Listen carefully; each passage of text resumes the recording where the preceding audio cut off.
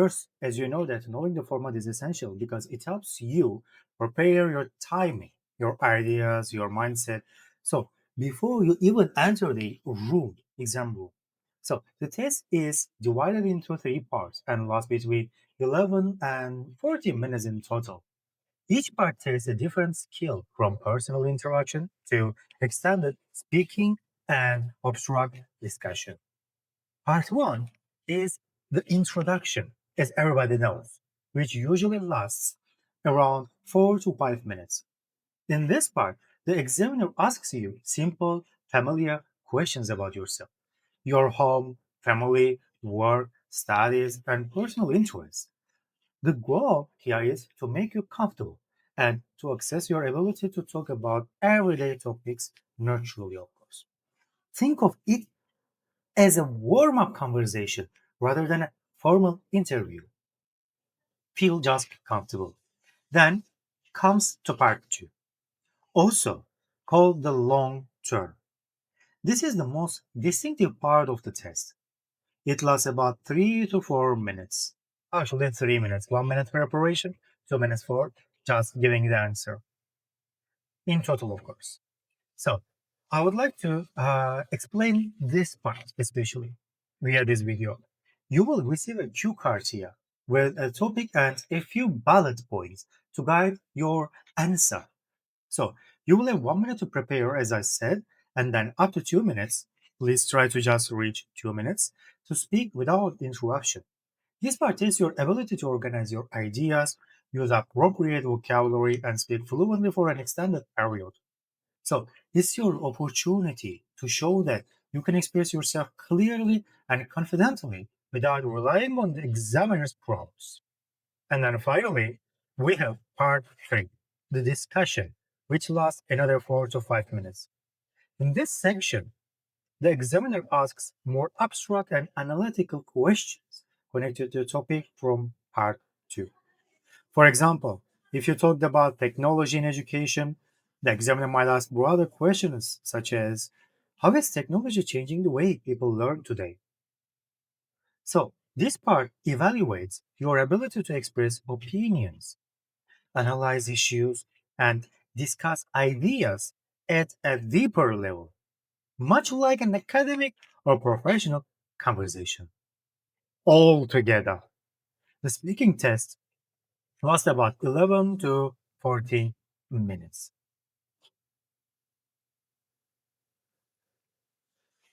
And it moves smoothly from personal questions to an individual presentation to a thoughtful discussion, of course.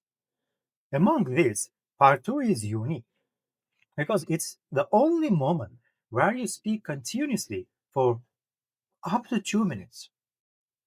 It's your chance. Just give me 1 second. It's your chance to demonstrate how well you can organize your ideas, develop your thoughts, and maintain fluency under time conditions. So let's move to the next. So cue cards generally fall into five main categories: people, places, events, objects, and experiences. Let's look at each one in detail, and I will give you in this video all these questions with some simple answers. First one, people. You may be asked to describe a teacher who influenced you, a family member maybe you are close to, or someone you admire or despise maybe. When answering these questions, you need to focus on their qualities, actions, and the reasons they are important to you. Describe not only what they look like or what they do, but also how they affected your life. And then places. Typical topics include a city you visited, a building you find impressive, a natural landscape, or even your favorite coffee. When describing your place, use sensory language. Talk about what you saw, heard, or felt there. Details like atmosphere, colors, and emotions help make your description vivid and engaging. The third category is events. This could be a celebration, a memorable trip, an important occasion, or a sporting event you attended. So here the key is to tell a clear story. Explain when and where it happened, who was involved, and why it was meaningful to you. So use linking words.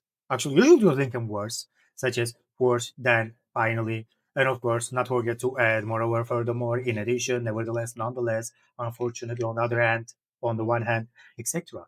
To keep your story organized and easy to follow. And then next one, objects. You might be asked to describe a meaningful gift, a piece of technology you often use, a favorite book, or something you own that's special to you. For these topics, focus on the background of the object, how you got it, why it matters, and how it fits into your daily life. Adding emotional or personal significance can make your response more memorable. And finally, of course, there were experiences. Really difficult, be careful. Because common examples include a goal you achieved, a challenge you overcome, or you overcame, a skill you learned. In this category, the examiner is interested in your ability to reflect and explain your growth. Describe what happened, how you felt, and what you learned from the experience. This helps you demonstrate both fluency and maturity in expression. So let's move on to the next slide. So, as you see, guys, what happens in part two? First of all, you will receive a card, and then there will be a question written on this card. You are given 1 minute to prepare your answer uh, with using this pen and a paper you are given to take some notes, writing bullet points, and all the keywords that you would like to use during your speech. You need to take note on this paper. And then you need to speak continuously for 1 to 2 minutes, not longer than two, and then not less than 2 minutes without interruptions, of course. Not try to use awkward sounds or filler words, just something like that, or without repetition, of course. Not try to repeat one word more than 3 times if it is not highly necessary. Okay, and then the examiner listens to you silently to assess flow, linking words, fluency, coherence, cohesion, grammatical structure, point development, how you create a story, and so on. So let's move on to the next slide. So that single minute before you start speaking can make or break your performance. It's so important. Some students just waste it. Unfortunately, it is the most crucial part of speaking part two. If you use it wisely, it gives you structure, confidence, and focus for your 2 minute answer. Exactly. Here, how to make the most of it, I would like to give you. Step one, read carefully. As soon as you receive the cue card, take a few seconds to understand the topic and all 4 bullet points. Do not rush. Make sure you know exactly what the question is asking. For example, if it says, describe a person who inspired you, pay attention to the supporting points. Okay? Who the person is, how you know them, what they did, and why they inspired you. And understanding the full question ensures your answer stays relevant and complete. Step two, be careful. Underline the keywords. Identify the most important words in the prompt, such as inspired, achievement, reason, or impact. These are the clues that guide your ideas. Underlining or circling them helps your brain focus on the core meaning of the question instead of getting lost in details. So, step three, yes. So, just the notes. Okay? So, use the 1 minute preparation time to write keywords only. not full sentences. It is impossible to transcribe your 2 minute long speech here. It takes at least 10 minutes. Okay? Just keywords, the map, and the draft. You can take notes. You don't have time to write everything, and you shouldn't try, of course. Think of this as creating a quick roadmap for your answer. Write short notes like high school teacher, patient, help with confidence, inspired me to study harder. These notes will help you remember your ideas while you are speaking without breaking your natural flow. So, step 4, plan your structure. Quickly organize your ideas. A brief introduction, one or two main points for each bullet point, and of course, add a short concluding thought. This mental outline gives your answer a logical flow, beginning, middle, and end. It, pre- it prevents you from jumping around or losing track halfway through your 2 minutes or just circulating. So, let's see the next slide. So, with this slide, as you see, what I said clearly. First of all, read the task, identify the key points, and then clarify the question, and then focus on this clarification and write down your keywords. Finito. Your 1 minute preparation is just this. Not much, not less. And next one. It looks like IELTS writing task 2. Introduction, body, and conclusion parts we should have. Some students just directly start giving an answer, but there is no organization. The examiner got lost. And it makes it sleepy, confusing, distracting. Give me the introduction about what you are talking, develop the story, and come to the conclusion. It will be the best storytelling technique. Okay, now try to give an answer directly to these 4 questions or 3 questions. Create a story about the main topic, and then after, in this giant story, give me the answers of these questions. That is what you need to do. A strong structure is what separates an average answer from an excellent one. It keeps your ideas clear, helps you stay within time, and makes your response easy for the examiner to follow. Your speech should have 3 parts: an introduction, a main body, and a conclusion. So let's start with the introduction, which should take about 10 to 15 seconds. Begin by paraphrasing the topic neutrally, if you can paraphrase, or just you can begin with the main theme of the topic. That can take up to 15 seconds instead of repeating the exact words from the cue card. For example, if your topic is describe a teacher who influenced you, so you can start with, I would like to talk about a teacher who had a profound impact on my education. And not forget to describe the teacher and then with the name of this girl or boy or this man and woman. Why? Because in the following sections of your speech, you need to use this name. Not you can or you cannot always say or repeat he, she, my teacher, my lovely teacher, blah blah blah. Okay.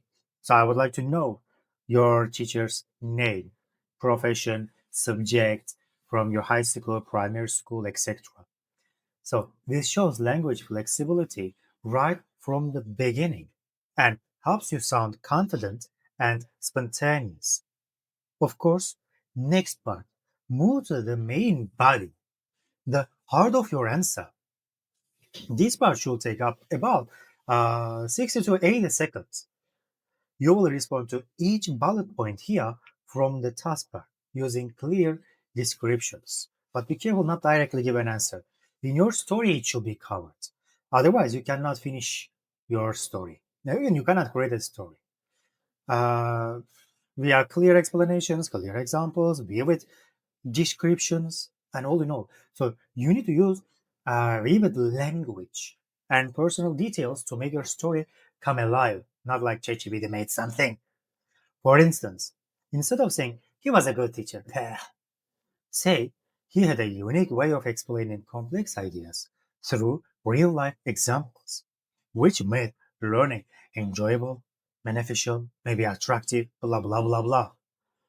So, that kind of details shows fluency, coherence, and expressive vocabulary, and all essential for a high bound score. Finally, guys, end with the conclusion, which should last about 10 to 15 seconds. Summarize your main idea or reflect the experience. You could say something like, overall, this experience taught me the value of perseverance and shaped who I am today. A short, thoughtful conclusion gives your response a sense of closure and shows the examiner that you can organize your ideas logically. So, following this structure, introduction, main body, conclusion, ensures that your speech is clear, coherent, and well paced. It also helps you fill the 2 minute window comfortably without running out of ideas or speaking too briefly. So, guys, you have to remember, start smoothly and then develop your points with detail and then end with reflection. And not vice versa, not start with the details and then try to develop it more. No, you cannot do it. There is no such structure. And end with reflection. This is conclusion, as you know.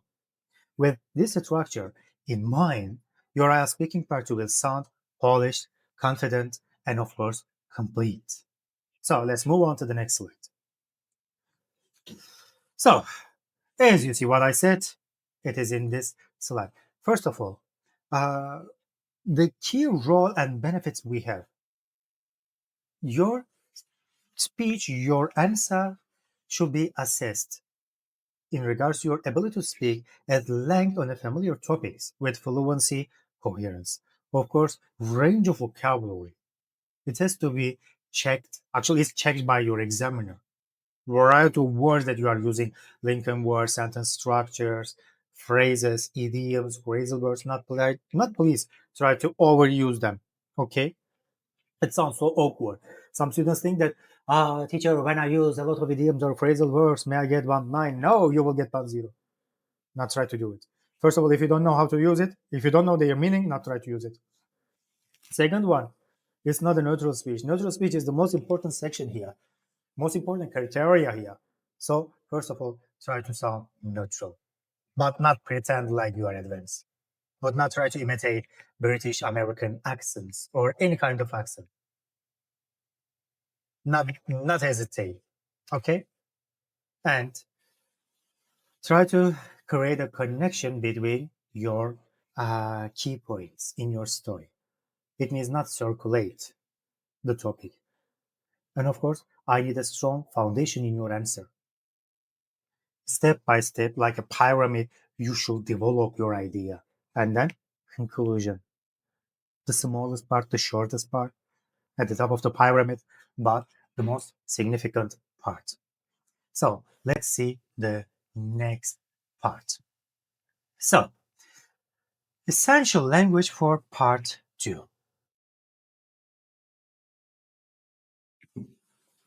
So, these are flexible, high value phrases that, as you see on the screen, helps you. Actually, these high value phrases help you start confidently, describe people or events naturally, and finish your answer with a strong conclusion. So, guys, let's start with your opening phrases. When the examiner gives you the topic card, your first brief seconds are crucial. They set the tone for your answer. You can begin with a phrase like, I would like to talk about, too classic, too cliche.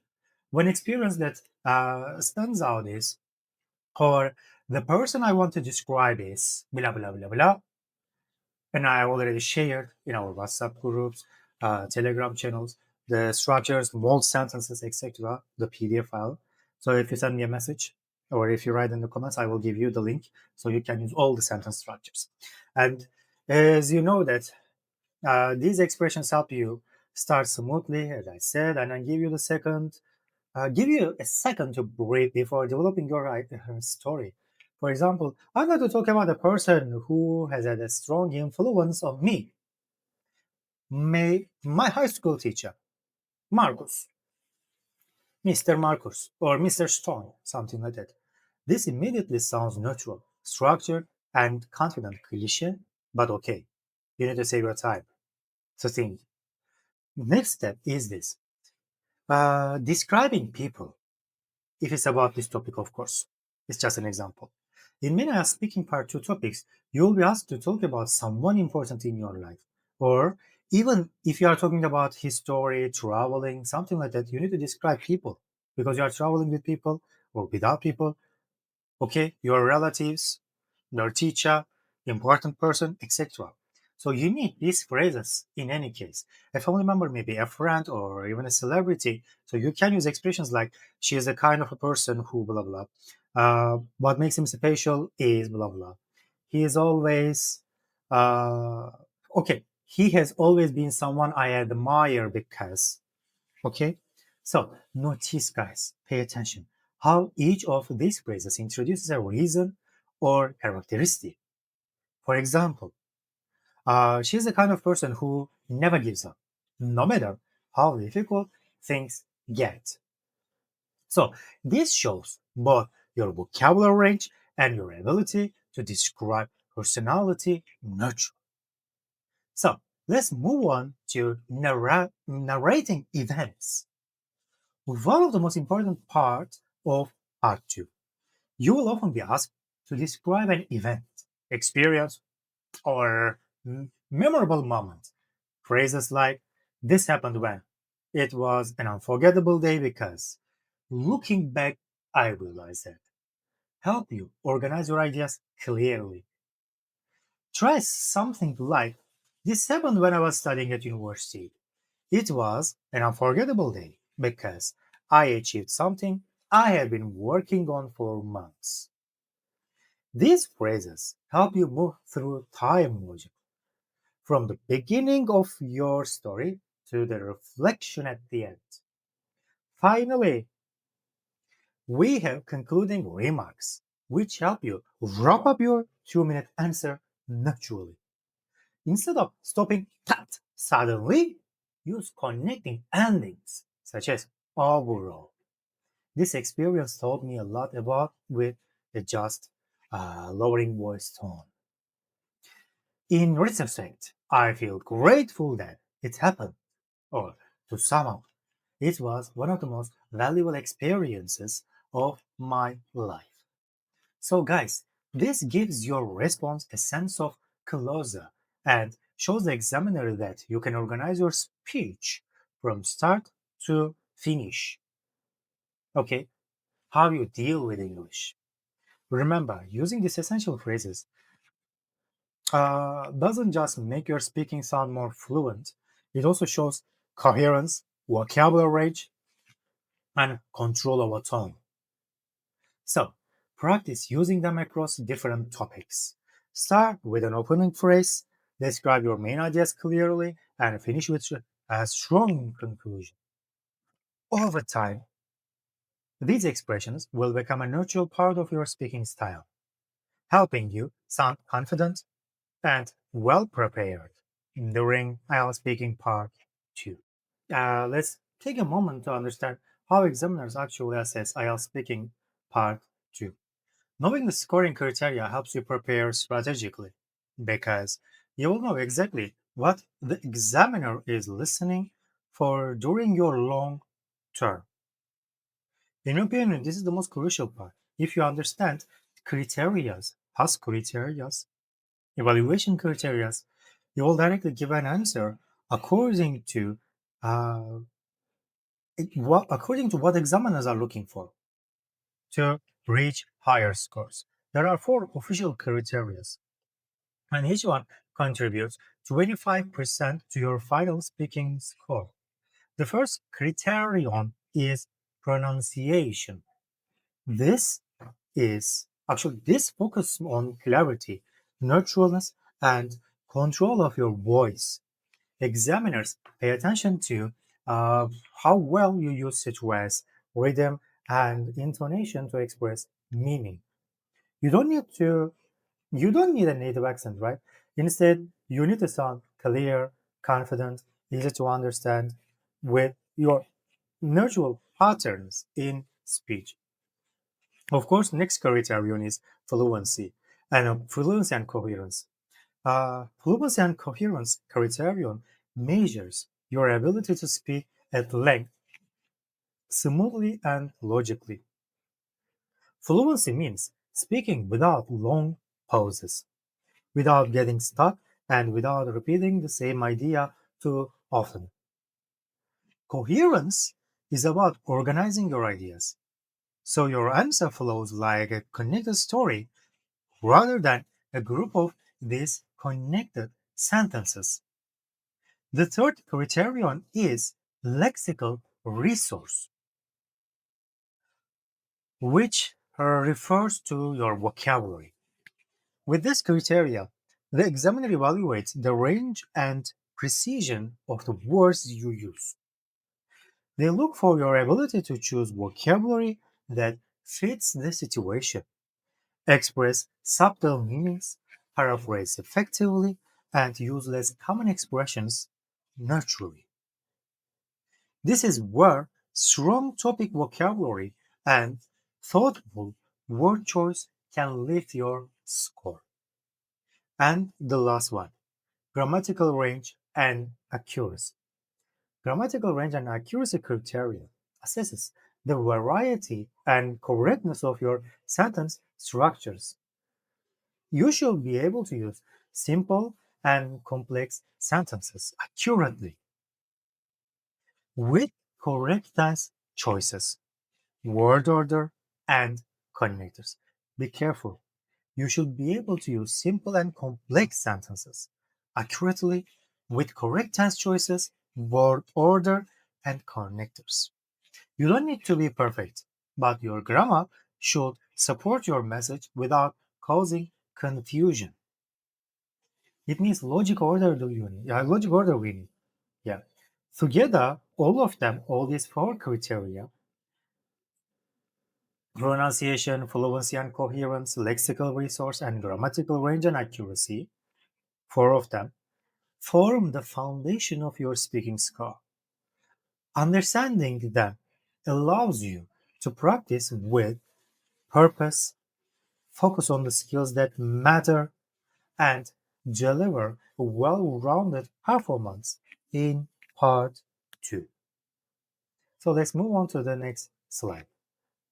Pronunciation, as you see at the beginning, pronunciation isn't about sounding like a native speaker, it's about making your message easy to understand and engaging to listen to.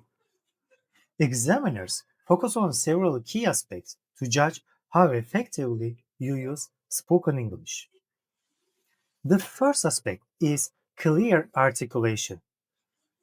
The first aspect is clear articulation of sounds. Your consonants and vowels need to be shaped cleanly so every word is easy to follow. When your sounds are clear, your meaning becomes clear, and that instantly raises the quality of your speech. And the second aspect is appropriate intonation and stress. The second aspect is appropriate intonation and stress. English use pitch, emphasis, and stress to show emotion, highlight important information, and guide the listener through your ideas. When you stress the right words and use rising or falling intonation naturally, your speech becomes expressive and easier to follow. The third aspect is rhythm and natural speech patterns. English has its own melody, and examiners want to hear a natural flow rather than a robotic, overly controlled delivery. So, when you maintain a steady rhythm, your speech feels more connected and more engaging. The fourth aspect is the question. Many candidates worry about accents. IELTS does not penalize accents. A mild accent is completely acceptable as long as it doesn't interfere with understanding. Examiners listen for clarity, not nationality. And fifth aspect brings everything together. Effective pronunciation clarifies meaning and holds the listener's interest. When your pronunciation is controlled and neutral, the examiner doesn't have to work hard to understand you. That allows them to focus on your ideas, your vocabulary, and your fluency, which ultimately improves your overall performance. So, guys, be careful. Clear pronunciation isn't about um, clear pronunciation isn't about perfection. It's about control, clarity, and confidence. Understanding how examiners score your performance can make a huge difference in your preparation and your final score. So, let's start with the basics, okay? First of all, the IELTS speaking test is evaluated across four key criteria: fluency and coherence, lexical resource, grammatical range and accuracy, and pronunciation. Each of these areas is scored from band 0 to band 9, and the overall speaking band is an average of these four scores. First of all, fluency and coherence. Actually, this is all about how smoothly and naturally you speak. At band 9, a candidate speaks fluently with only rare repetition or self correction, and any hesitation is content related rather than due to searching for words or grammar. Topics are fully developed and ideas are linked appropriately. Moving down the bands, for example, say to band 6, candidates may speak at length but may lose coherence at times due to occasional repetition or hesitation. So, the key to moving from band 6 to a band 9 in fluency is reducing hesitation and maintaining logical connections throughout your response. Next one is lexical resource, which refers to your vocabulary. At the highest level, band 9 candidates use a wide and flexible range of vocabulary. Wide and flexible range of vocabulary naturally and accurately, including idiomatic expressions, of course. For example, instead of saying very good, a band 9 candidate might say exceptional or outstanding and will use these words correctly in context. To progress from band 6 to band 9 or band 7, you need to expand your vocabulary beyond beyond everyday terms actually. Use paraphrasing effectively and demonstrate awareness of collocation and style. So, third one is grammatical range and accuracy.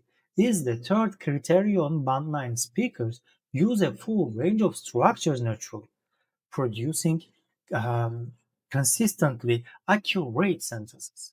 Similar to native speakers, errors are extremely rare. Band 6 candidates, in contrast, mix simple and complex structures but make more frequent mistakes. Though these rarely impede understanding. To move up to band 7, for example, focus on increasing the accuracy of complex sentences, reducing basic errors, and showing more flexibility in using different grammatical structures. And then the last one, pronunciation. This is not just about having a perfect accent, it's about being easily understood.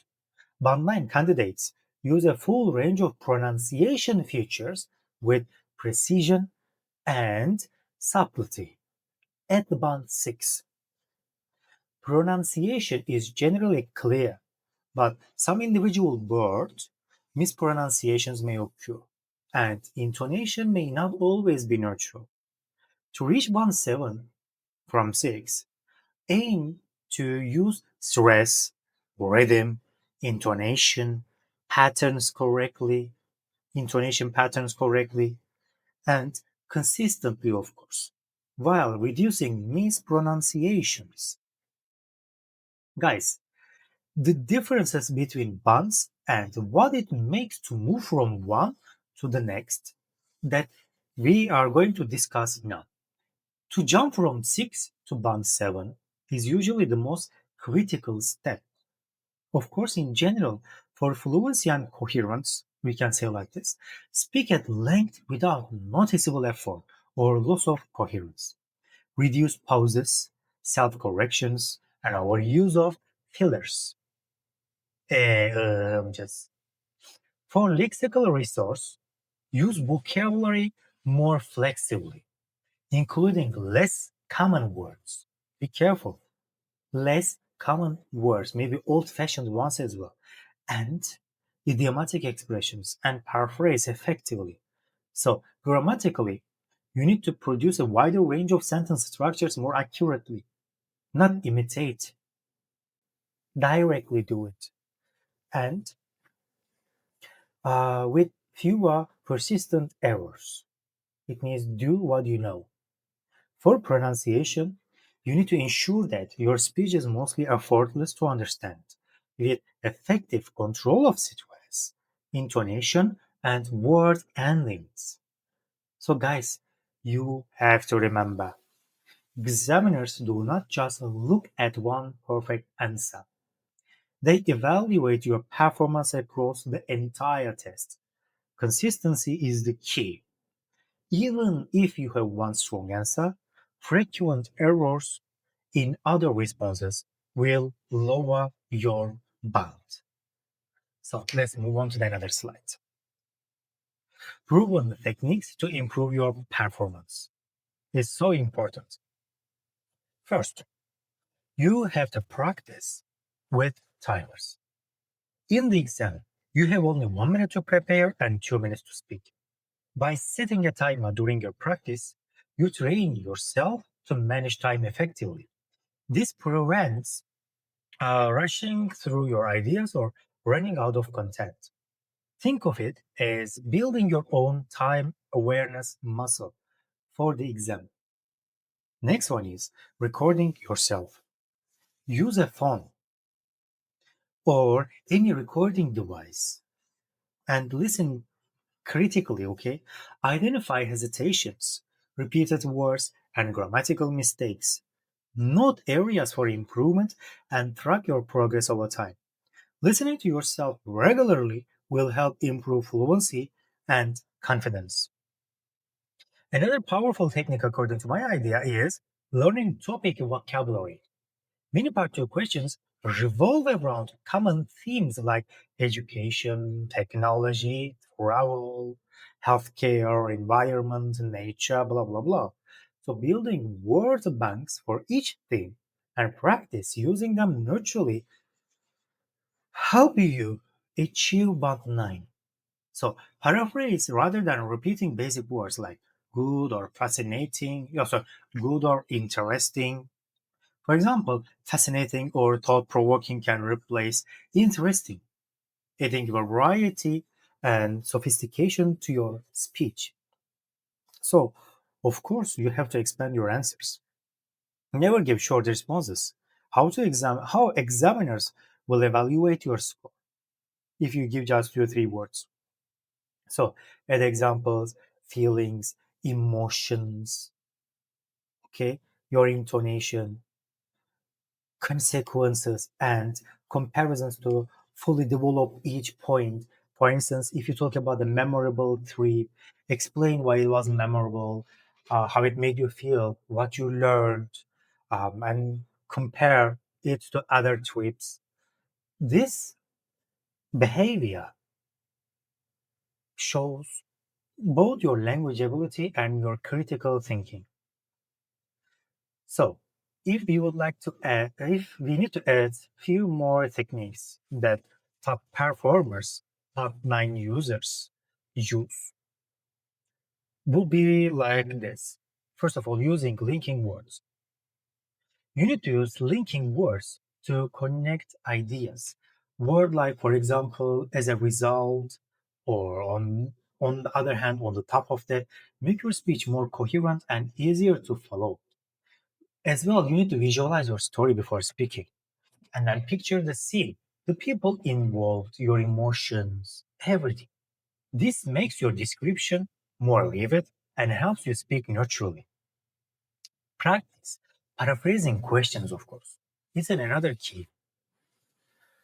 Instead of repeating the same information, same idea, same sentences, start your answer by slightly rephrasing it. This demonstrates your ability to manipulate your language or manipulate this language. So, another one is focusing on pronunciation and intonation, even if your grammar is perfect.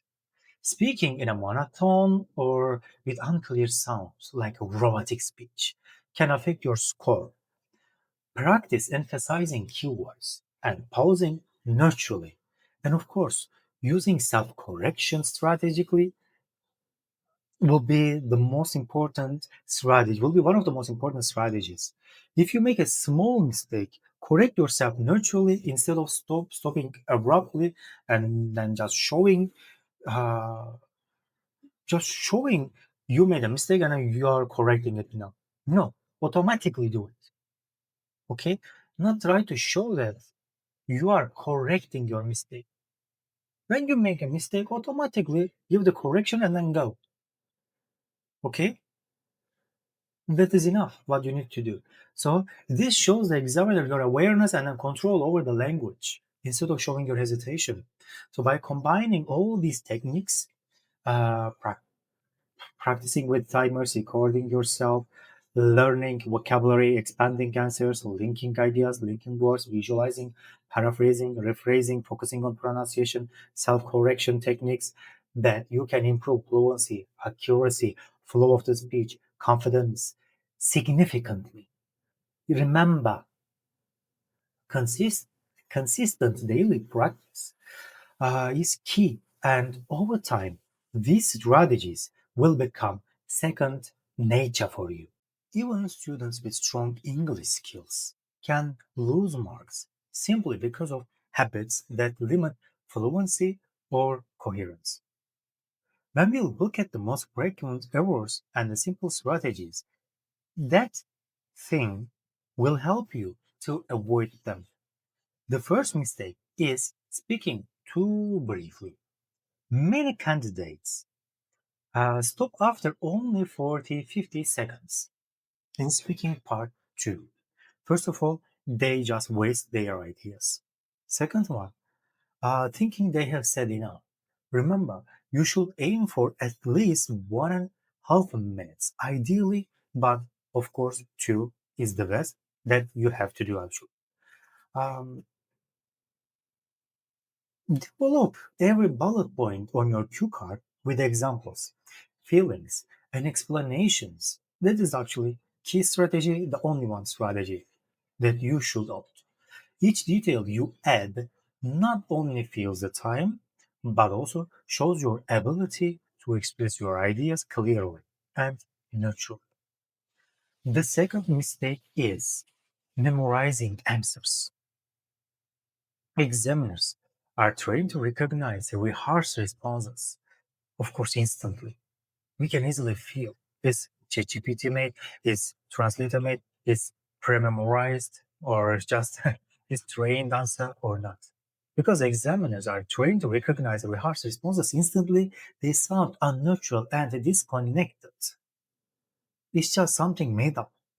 Instead of memorizing full sentences, focus on practicing patterns, useful phrases, and flexible vocabulary. When you speak genuinely about your own experiences, for example, becomes more natural and your fluency improves automatically. The third mistake is ignoring bullet points. Every cue card has four guiding prompts. and you should touch on all of them. Skipping one or two may make your speech sound incomplete and affect your score for task achievement. In order you should give an answer. In our previous videos, I mentioned them. In order like a pyramid, part of the first question, second question, third question, fourth question. Never mix up them, please. Not confuse your examiner. This is the first mistake. Second one, some questions are too short. So some answers for questions too short. Other ones are too long. Try to give an organized answer. Include all of them in order to create a story around these four questions. But at the same time, if you can, try to extend your answer till the last question. It means last question should require, according to my techniques, the longest answer. Why? Because it is generally the most difficult one. Hypothetical situations, experience, why, how type of questions. So you have the chance to show your skills. So uh, just think, I'll need to repeat the same idea, yes, same suggestion. You need to think of the bullet points as your built-in structure. They keep you organized and balanced. That is all. And the fourth mistake is overusing basic words. Expressions like very good, nice, interesting are too simple, cliche for a high bar score. Instead, use more precise alternatives. Instead of them, you need to use more precise alternatives. For example, impressive instead of very good, pleasant or charming.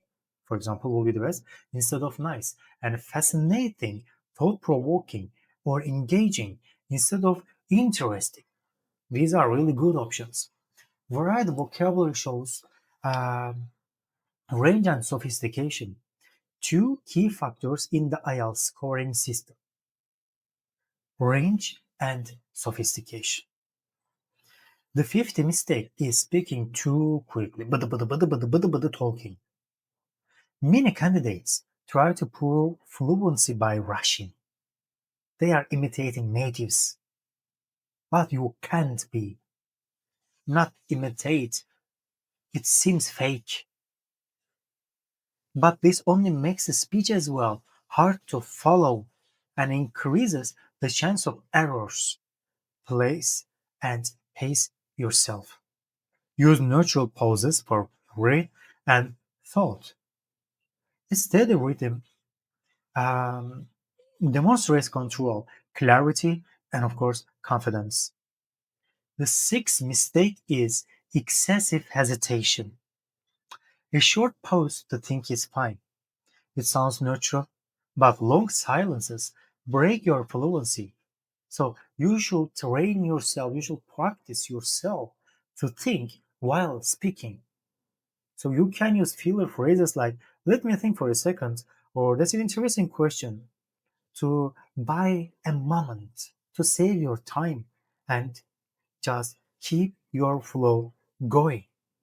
Let's look at a sample IELTS speaking part 2 question to see how everything comes together in practice. The cue card here says, describe a memorable holiday. So this is one of the most common types of topics in IELTS speaking part 2 because it allows you to talk about location, people, activities, and personal feelings. All perfect for demonstrating fluency and, of course, expressive language.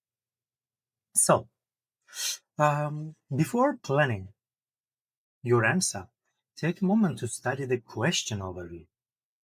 You need to describe the holiday clearly, including where you went, who you were with, what you did, why the experience stayed in your memory. Okay? These elements match the typical for bullet points you will find on the cue card. And then the model approach, so you can see to reach part 9 who have a high-level candidate structures this kind of response. For example, we have a sample answer for such kind of a question that the speaker begins by saying, I traveled to Kyoto, Japan, with my close family. This immediately sets the scene with a precise location and a clear sense of who was involved. The next part is this. The answer expands naturally. We explored iconic templates, traditional tea houses, and peaceful gardens. This approach, this sentence, gives vivid imagery and adds cultural detail, which strengthens the narrative story. So, the speaker then highlights something unique about the trip. The Cherry Blossom Festival added vibrant colors and unique cultural experience. So, this shows the ability to describe atmosphere, sensory impressions, and cultural significance. And then finally, the answer ends with a thoughtful reflection. The combination of cultural richness and serene atmosphere made the trip truly memorable. This closing line ties the entire speech together and explains why the experience stands out. What makes this model effective is the balance between clear structure and expressive detail. It answers, this candidate answers every part of the cue card, uses precise vocabulary, and creates a smooth flow from beginning to end. So, next one. This another sample cue card. Walk through how to plan a strong response again. Describe a book you love reading. On this slide, you can see two key areas to focus on when planning your answer.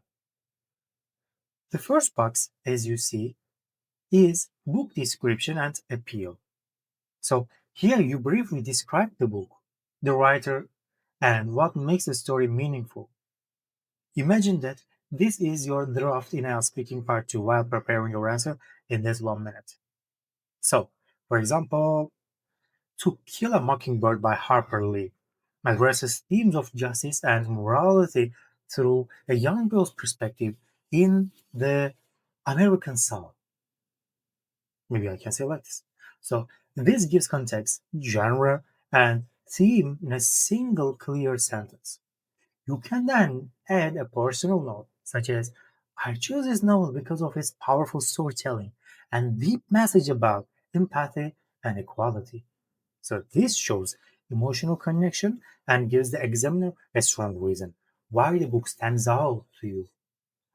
So the second box is personal reflection and learning. This is where you explain how the book influenced you or what you took away from it. So you must say, the book expanded my understanding of social issues and highlighted the importance of standing up for what is right. This kind of reflection demonstrates maturity, critical thinking, and vocabulary range, all high level skills in the IELTS assessment. Together, these two parts create a balanced response. So, via this balanced response, you describe the book and why it appealed to you. Then you reflect on what you learned. This structure helps you fill 2 minute speaking time naturally while showing depth, fluency, and clear organization. That is the most important part. Next one. Um, Describe a person who influenced you. This type of cue card appears frequently because it allows you to talk about relationships, personal development, and meaningful experiences. So here, guys, the first section is who this person is. Okay, so here you introduce the individual in one or two clear sentences. For example, uh, my high school teacher, Mr. Johnson, who taught literature. This immediately tells the examiner who the person was and places them in a specific context. Then next section is maybe how I met them. This part gives background and adds a neutral timeline to your answer. You might say, I met Mr. Johnson during my final years in high school. It's short, concise, and sets up the rest of your story. The third section is impact on me, and this is where you develop your main ideas. You can mention specific qualities and describe how those qualities shape you. For example, inspired me with his passion for literature and genuine care for students. Perfect. His encouragement boosted my confidence and shaped my love for learning. I developed perseverance and a positive attitude toward challenges because of it. So these points show emotional impact, personal growth, and give the examiner rich content to assess. And then finally, there is why this person influenced me. This is your reflective closing. You can end with something like his dedication and encouragement created lasting motivation and a growth mindset. This kind of statement makes your answer feel complete, thoughtful, and logically structured. Especially when you plan your response using these four elements: who the person is, how you met them, the impact they had, and why they influence you. Your speech naturally develops into a coherent, engaging 2-minute story. So, next one. Ah, this slide, with this slide, I would like to show a simple planning framework that you can apply to many IELTS speaking part 2 topics, especially those that ask you to describe a skill you want to learn or something you would like to improve in the future. If you encounter with such kind of a situation, the first step is to understand the skill you want to learn. In the example here, you see the skill is photography. You can introduce it clearly by explaining what makes a skill meaningful. For example, Uh, photography offers creative expression by capturing beautiful moments visually. This kind of opening gives the examiner a clear idea of the skill and sets a confident tone. Next one, move on to response. Sorry. Next one is moving on to reasons to develop the skill. This is your opportunity to expand your ideas and show your ability to explain and justify your choices. You might say, it helps vividly document personal experiences, maybe, or it opens potential career opportunities in visual media. Why not? Both of them can be really good. So, these points demonstrate thoughtful reasoning, which is exactly what examiners want to hear. The third step here is uh, planning to learn effectively. This adds structure and shows practical thinking. You can outline actions such as enroll in online photography courses for structured learning and practice regularly using a personal camera to build skills. This step helps you create a logical flow in your answer, moving from intention to real action. And then finally, you may complete your plan with the benefits of developing the skill. For example, um, it enhances my ability to capture meaningful images. It supports creative expression and professional growth. So, this kind of reflection at the end strengthens your conclusion and shows maturity in your thinking. So, let's see the next one. Another example. So, these cue cards ask you to describe your favorite place in your hometown. It's a straightforward topic, right? But it gives you plenty of room to express feelings, routines, and personal connection, which is ideal for a high scoring answer. On the right side, you will see a simple breakdown of the planning process. The first section outlines the questions you need to address when describing your favorite place. So let's start by thinking about where this place is located in your hometown, what you like most about it, how often you visit it, and why you enjoy spending time there.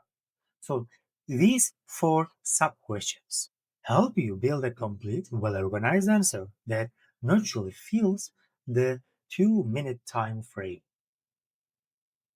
So, how can we start our Band 9 model answer? Of course, in a fluent and a natural way. Let's go. We can begin with a clear intro. For example, my favorite place is the local park, a peaceful green space filled with trees and flowers. This sets the scene immediately and gives the examiner a vivid image. My favorite place is the local park, a peaceful green space filled with trees and flowers. That's enough. Then the answer moves into routine and personal habits. I often go there to relax and reduce, especially on weekends.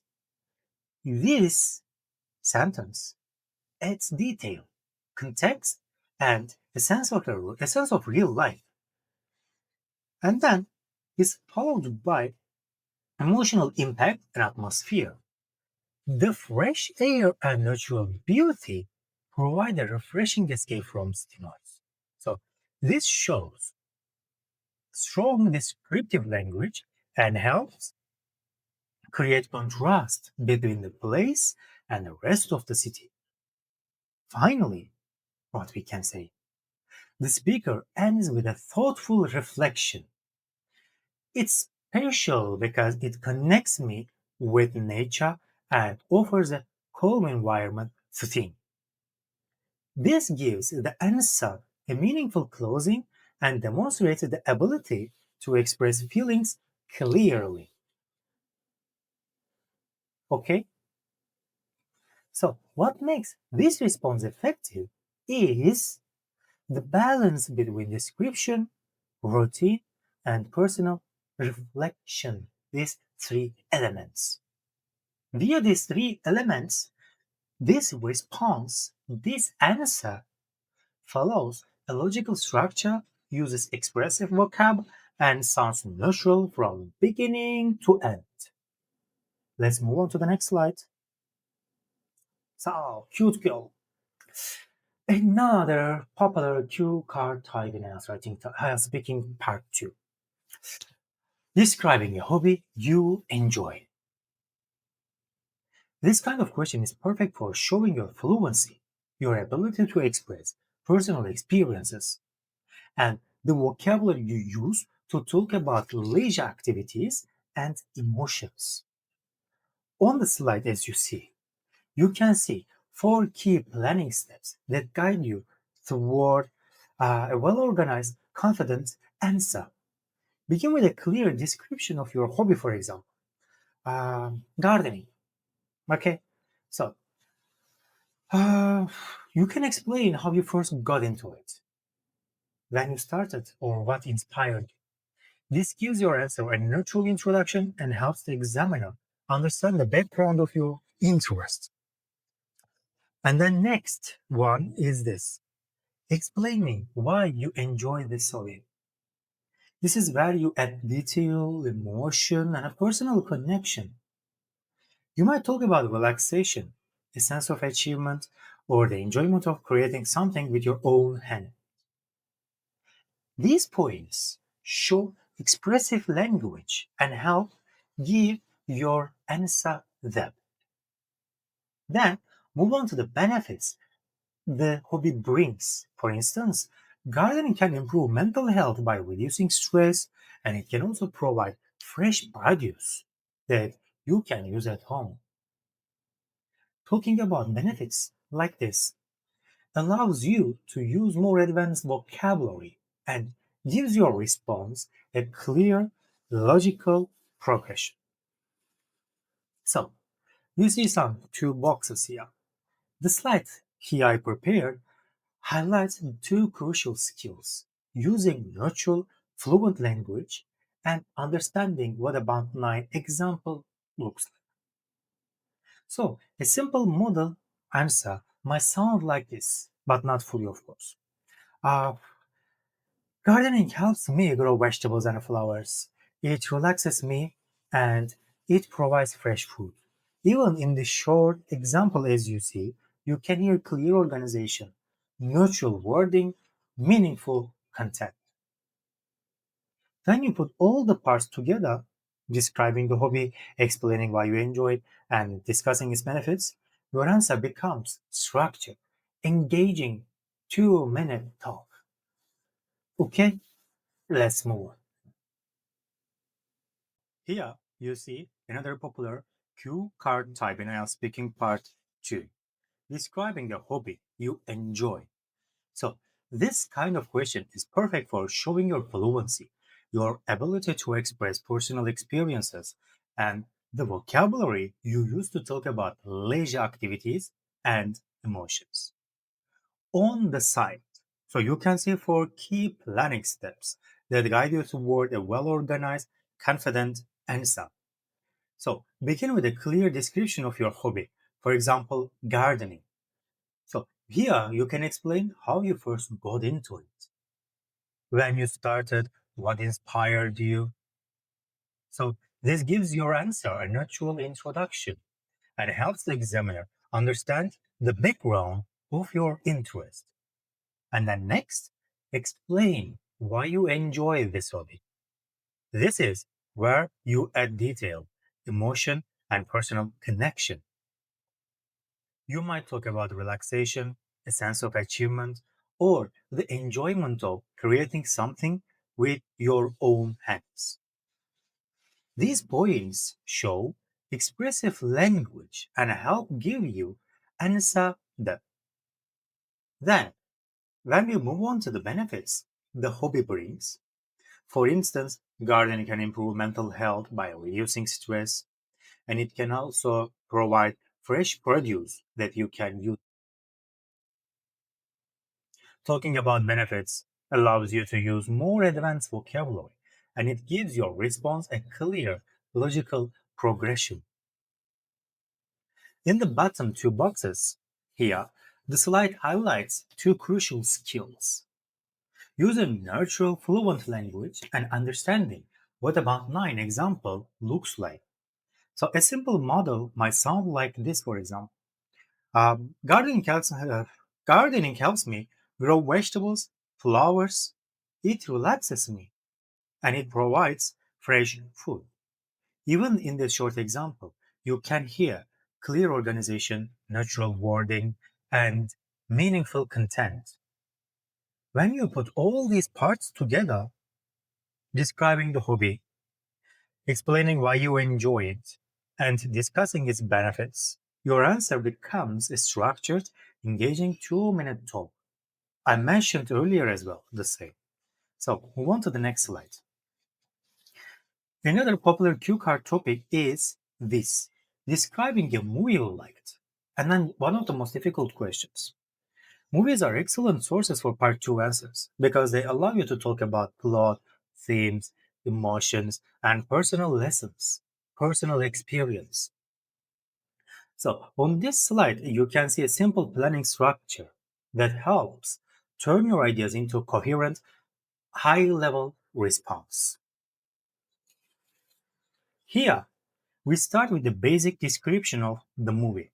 In this example, the film is The Pursuit of Happiness. You can introduce it by saying the movie, The Pursuit of Happiness, tells the story of a man overcoming hardship to achieve his dreams. We can say this gives the examiner a clear, concise overview of the plot and sets the tone for the rest of your answer. To the left, you see the reason you like the movie. Here you can focus on emotion, message, or the overall impact. For example, I like the inspirational message about perseverance and hope. This adds a personal dimension and shows your ability to talk about feelings and values. On the right side, the slide highlights your personal takeaway or lesson learned. You can say something like, it taught me the importance of resilience in facing challenges. So, this part shows the reflection, maturity, and analytical thinking. So, all qualities that lead to a stronger score in fluency and coherence. That you should combine all these three elements. So, let's move on to the next topic. Another classic cue card. Describe your ideal job. This kind of question allows you to show imagination, personal goals, and expressive vocabulary, which makes it perfect for demonstrating fluency and coherence in speaking part 2. On the site, you will see 4 key elements to help your plan your answer clearly and, of course, confidently. So you can start with the ideal job itself. In this example, the ideal job is a travel writer, a role that blends a passion for exploration with the art of storytelling. Introducing the job this way gives the examiner an immediate sense of what you are talking about and sets a strong foundation for your response. Next part is this explaining the reasons behind your choice. You might say something like, it combines my love of travel with the opportunity to share inspiring experiences. This moves your answer beyond a description and shows emotional connection and personal motivation. The third element is the skills required for this job. This is where you can demonstrate your more advanced vocab. For instance, it requires strong writing ability, creativity, and cultural openness. By naming some specific skills like this, you show the examiner that you understand what the job involves and can discuss it in an organized way. Finally, describe why this job suits you, of course, personally. In this example, here, the key idea is it enables me to share unique stories and inspire discovery. So, this final point is reflection and gives your answer a clear, satisfying conclusion. So, what you should do, putting these 4 parts together: the job, the reasons, the required skills, and then why it suits you, to create a well structured, expressive 2 minute answer. Let's go.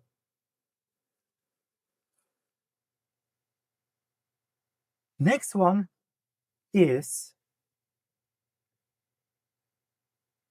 Festival of Lights. Describing a festival, not as common as previous ones, but generally we uh, see these type of questions with celebrations, festivals, some special events, okay, some ceremonies. So this example focuses on Diwali, often called Festival of Lights. Festival questions are excellent opportunities to use descriptive language, cultural detail, and personal reflection, all of which help you raise your score. On the side, you can see 3 key areas that guide your planning. The first section is the festival overview. Start by describing what the festival looks and feels like. For instance, homes are decorated with lamps, creating a warm, inviting glow. So, here, with this, you can expand with details such as fireworks, lighting up, or yeah, lighting up the night sky, or families gathering. to share meals and exchange gifts. Why not? You can add all of that. These images help you create a vivid and engaging introduction. And the next one, move to your reasons for enjoyment. So here you can explain why this festival is meaningful to you. So you might say the festive atmosphere fosters a strong sense of joy and unity. So this sentence can be followed by another idea, another sentence like this. It symbolizes new beginnings and positivity for everyone involved. These reasons show emotional engagement and help the examiner understand why the celebration stands out. So, finally, talk about your personal celebration practices.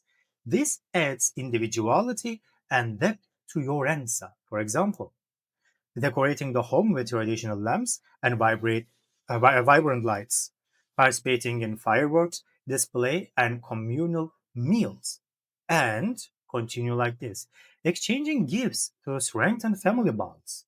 These points demonstrate your ability to describe habits, traditions, and personal involvement. So, when you combine these three parts, as I mentioned earlier, an overview of the festival, the reasons you enjoy it, and how you personally celebrate, your answer becomes really structured.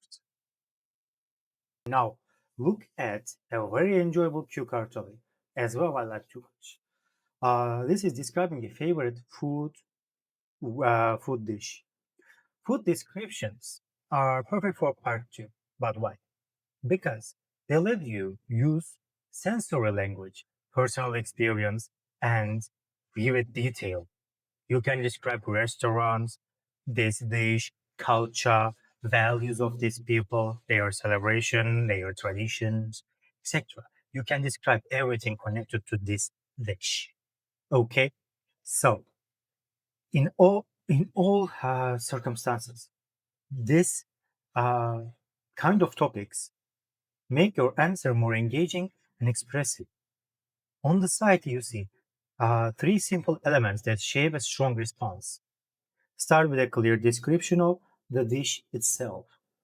In this example, for example, my favorite dish is spaghetti carbonara, a classic Italian pasta made with eggs, cheese, and pepper. This kind of opening gives both the name of this dish and a brief explanation of what it includes. It immediately creates an image for the examiner and sets a confident tone. When we talk about uh, when we talk about meals, when we talk about food dish, uh, how you usually enjoy the dish, you need to talk about.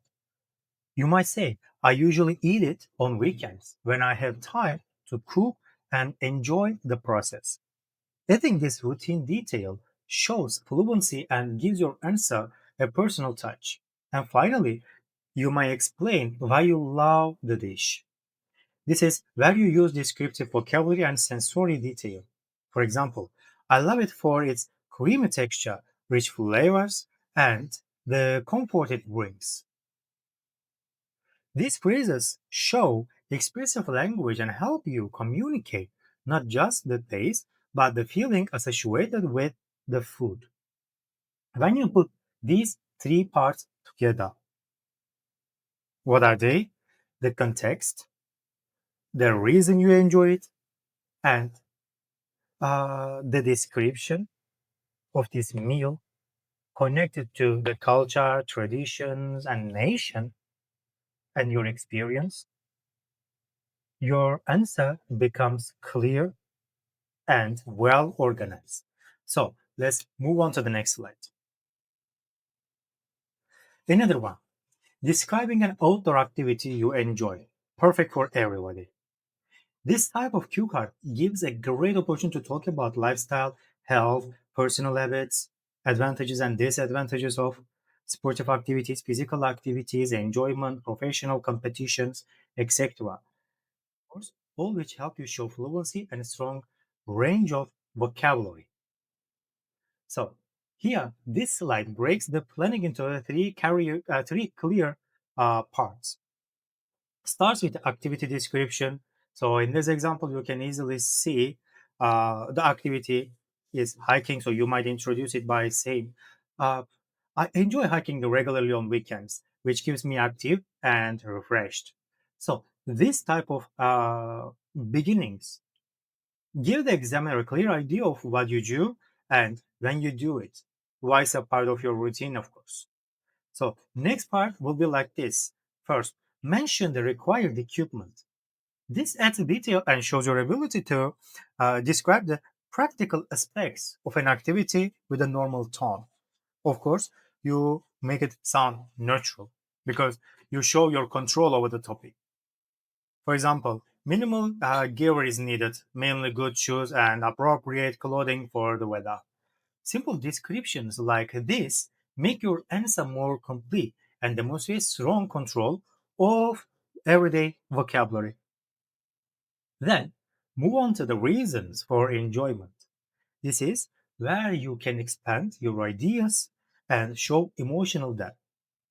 So you should say, or you could say, uh, hiking connects me with nature, promotes fitness, and helps clear my mind. And you might add, exploring new trails challenges me physically and mentally, making it both rewarding and relaxing. These sentences show fluency, expressiveness, and the ability to connect your experience to broader benefits. Okay, so you should put all these three parts together. What are they? The activity, equipment, and of course, the reasons you enjoy it. So let's move on to the real speaking part two cue cards. For each question, I would like to give you a brief, not as long as 2 minutes, but good answers.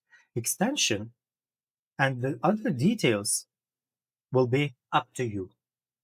So let's start with our first cue card. Describe an advertisement that persuaded you to buy a product. So you should say what advertisement it was. Was it shown on TV, radio, or newspaper?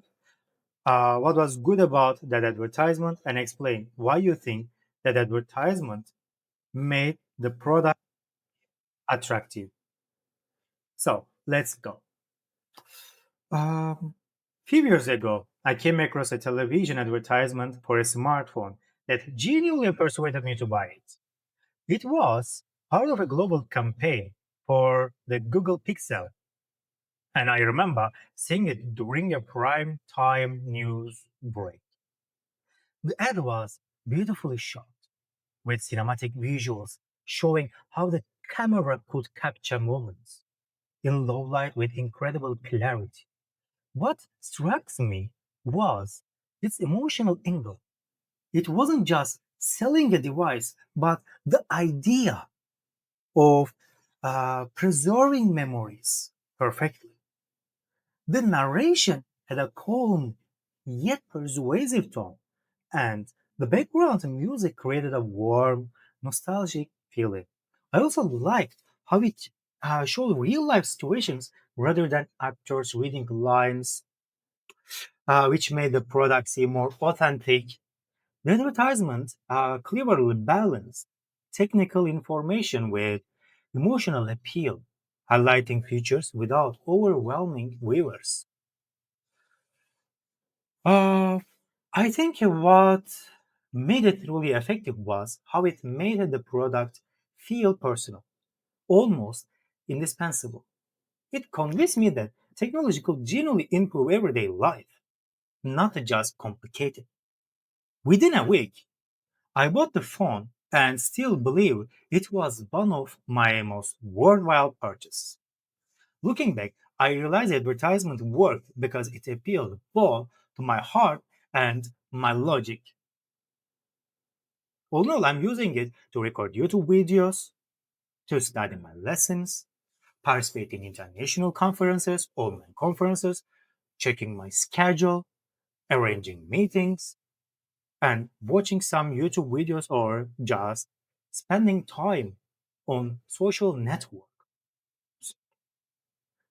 And I think this mobile telephone, helped me to do all my daily activities without any kind of interruption. And then I think that will be enough. If you want, you can continue more. You can add another stories here. The question is this. Talk about the painting you would like to have in your home. So you should say, what is it? How you know about it? How much it would cost you? And explain why you want to have it in your home. So let's try. If I could own any painting, it would be Vincent van Gogh's Starry Night. I first learned about it in a high school during an art appreciation class, and I was instantly captivated by its swirling sky and vibrant colors. The painting is currently in the Museum of Art in New York. So obviously, owning it will be an impossible dream, right? So still, I read that it's valued at over $100 million, which only adds it to mystique. What fascinates me most is how Van Gogh painted it while he was in a mental asylum. Yes, it radiates such emotional energy and movement.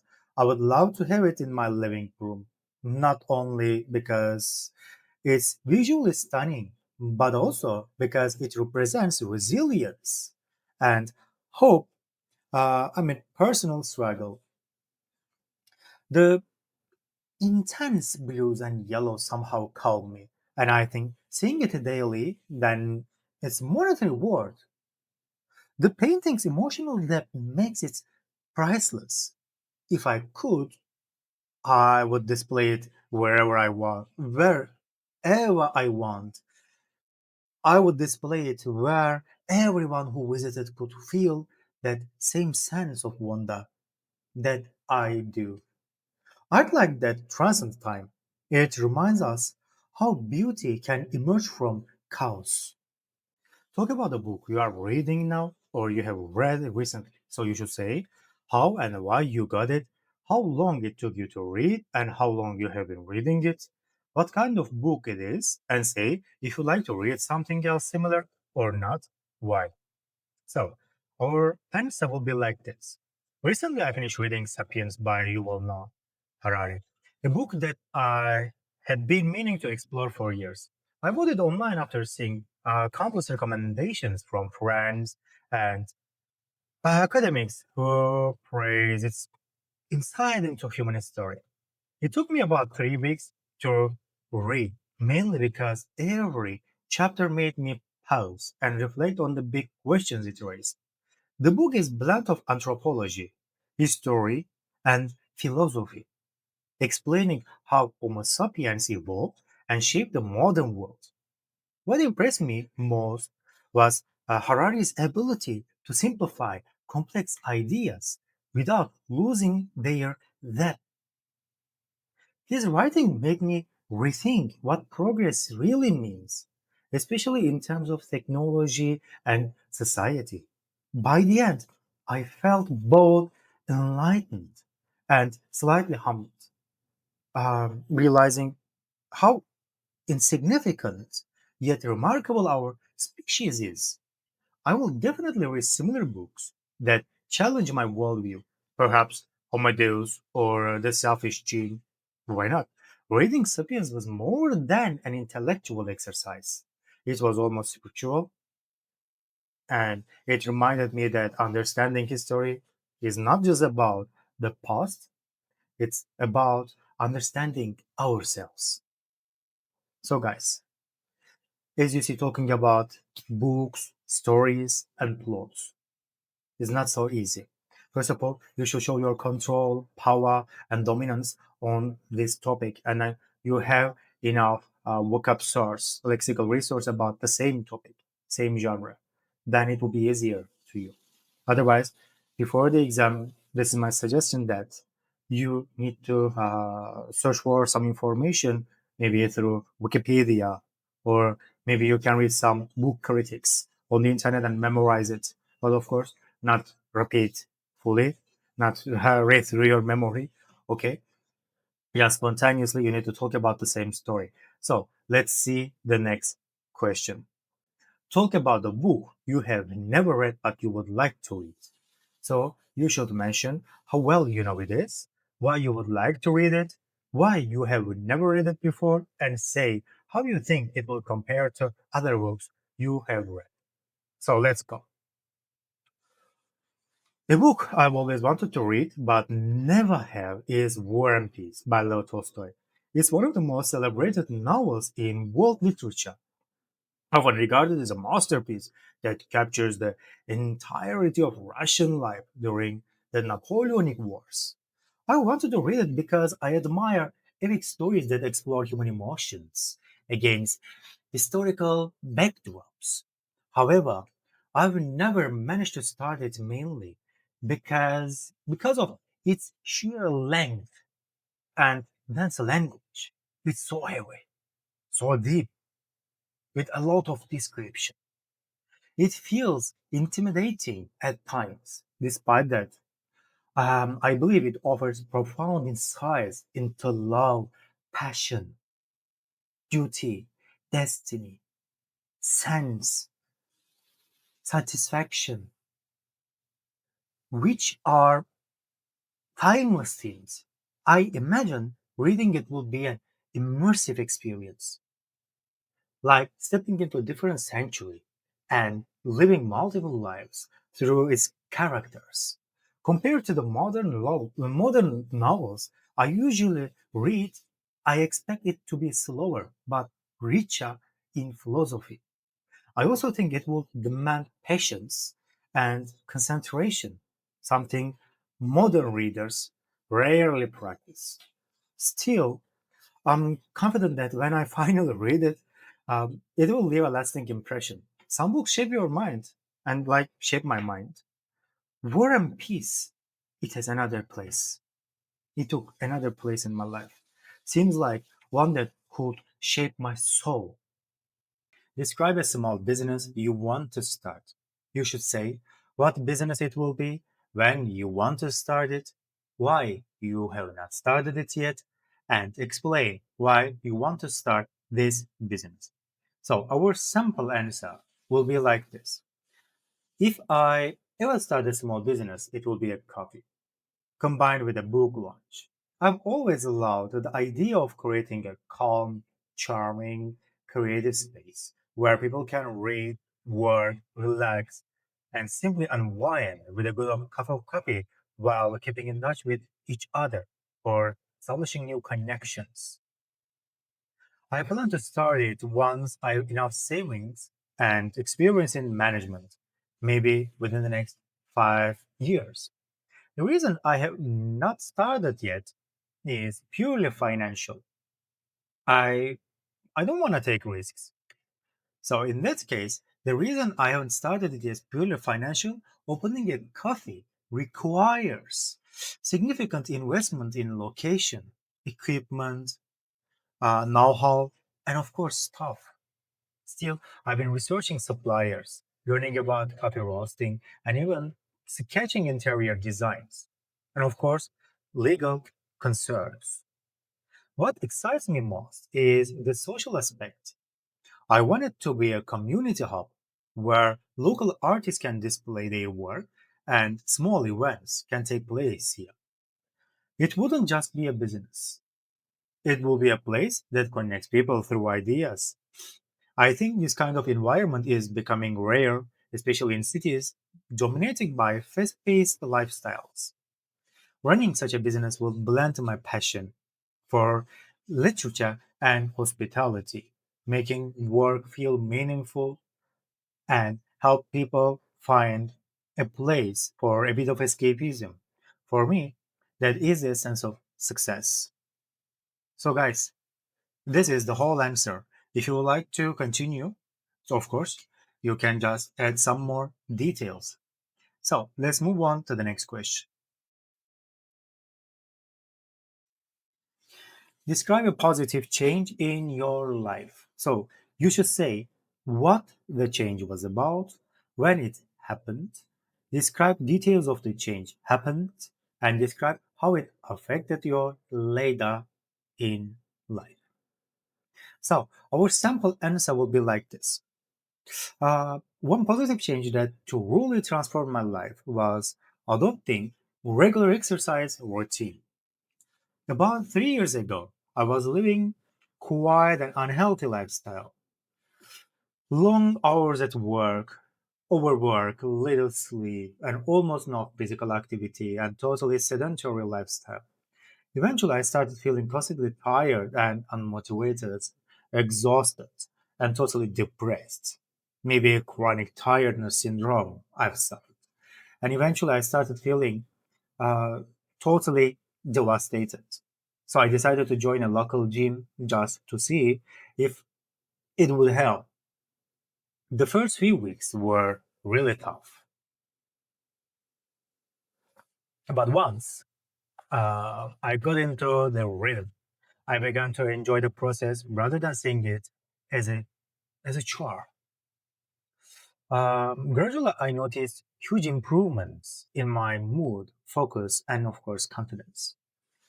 What started as a small adjustments became a lifestyle shift. I even began cooking healthier meals and sleeping better. This change also influenced other sleeping.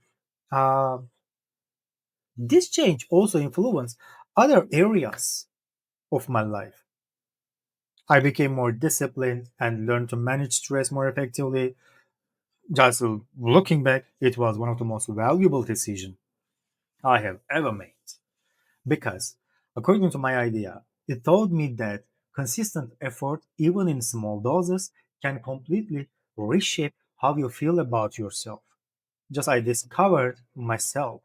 It looks like it turned to be just a self realization. So, that is all answer that you can give. So, guys, let's see the next question. Describe your favorite city or a city you have visited that you like very much.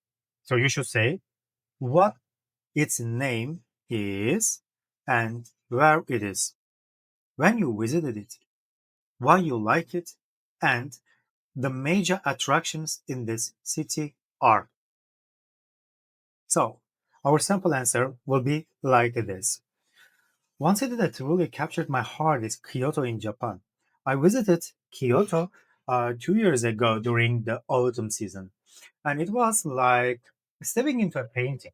The city is a harmonious blend of tradition and modernity, of course, with ancient templates nested beside sleek cafes and boutiques. I particularly loved walking through the bamboo grove early in the morning when the sunlight filtered through the tall green stalks. Kyoto's calm rhythm contrasts sharply with Tokyo's rush. That is what makes it so appealing. The people were polite, and every corner felt meticulously designed yet natural. The major attractions there, such as the Fushimi Inari Shiri or Kiyomuzi Temple, let me in awe of Japan's craftsmanship and spirituality. What impressed me most was how the city preserved its cultural identity, moral values, cultural values, all the heritage, while still embracing innovation. Even the food from matcha desserts to traditional kaiseki meals reflected that delicate balance. I left Kyoto feeling peaceful, as though the city itself had taught me mindfulness. So, let's see the next question. So, describe an organization or a company that you know. Please say, how big is it? Do you find this company to be successful? Why? And then, what can you say about the working environment there? So, our model answer will be like this. A company I know well is Samsung. one of the largest multinational corporations based in South Korea. This is a massive organization with hundreds of thousands of employees worldwide and operations in almost every sector of electronics. Even this is the main supplier of um, Apple, right? Apple's main supplier. They supply screens. So, from what I've observed, Samsung's success lies in its uh, relentless commitment to innovation and quality. The company has built a reputation for pushing technological boundaries, especially in smartphones and semiconductors.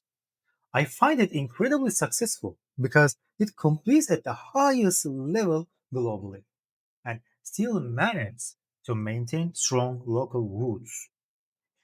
The working environment, according to a friend who is employed there, is fast paced but highly collaborative.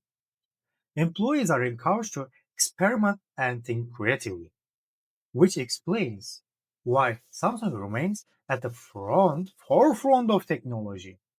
Despite it being a corporate giant, it continues to promote sustainability and social responsibility, corporate social responsibility practices through various initiatives. I admire how it combines business success with forward thinking ethics. It's not just a company, it's almost an ecosystem, it's a lifestyle that drives modern innovation. So, guys, let's see the next question. Describe an important decision you have made. So, you should say what decision was, why you made that choice, who helped you make the choice, and explain why the decision was so important. What will be our sample answer? One of the most important decisions I've ever made was to switch my university major from engineering to psychology. Initially, I chose engineering because it seemed practical and socially respected. However, after 2 years, I realized my true interest lay in understanding human behavior. Making that change was not easy because my family was concerned about job prospects. I consulted several mentors and professors, and one of them helped me see that passion and curiosity often lead to success in the long run, but it requires consistency, perseverance, effort. Eventually, I trusted my instincts and made the switch. It was really hard. It turned out to be the best decision of my academic life, with a lot of challenges. Studying psychology allowed me to explore subjects that genuinely fascinated me, such as cognitive science and motivation, human psychology, cognitive development, motor mental development, and analysis of it. And of course, more importantly, it helped me understand myself better. Looking back, that decision shaped not only my career path, but also my personality. I became who I am. It taught me that the courage to change direction can be more valuable than following the safest route. So, guys, let's move on to the next question now. Describe a useful electronic device you would like to own. So, you should say what it is, how it would help your life, if it would be expensive to buy, and explain why you would like it. So, our sample answer will be like this.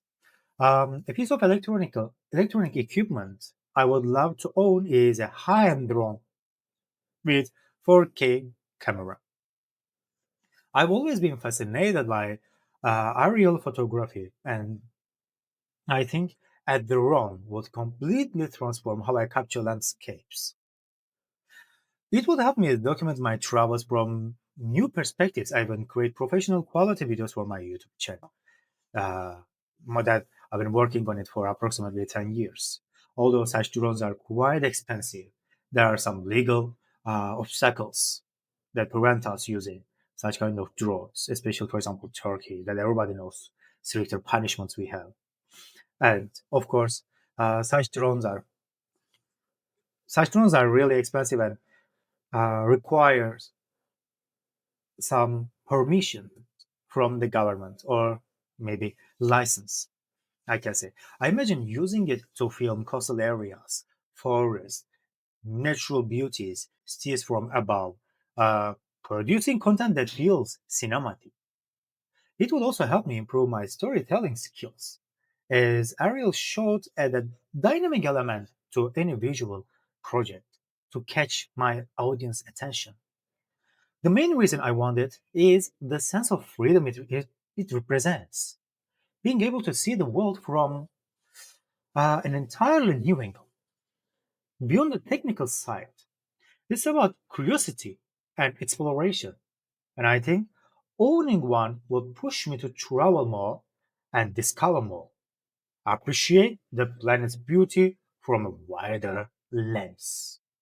So, guys, let's move on to the next topic. Describe a piece of electronic equipment that you have. So, you should say what it is, what you use it for, how long you have used it, and describe why it is important to you. So let's see our sample answer we will try. Oh, one of the most important pieces of electronic equipment I own is my laptop.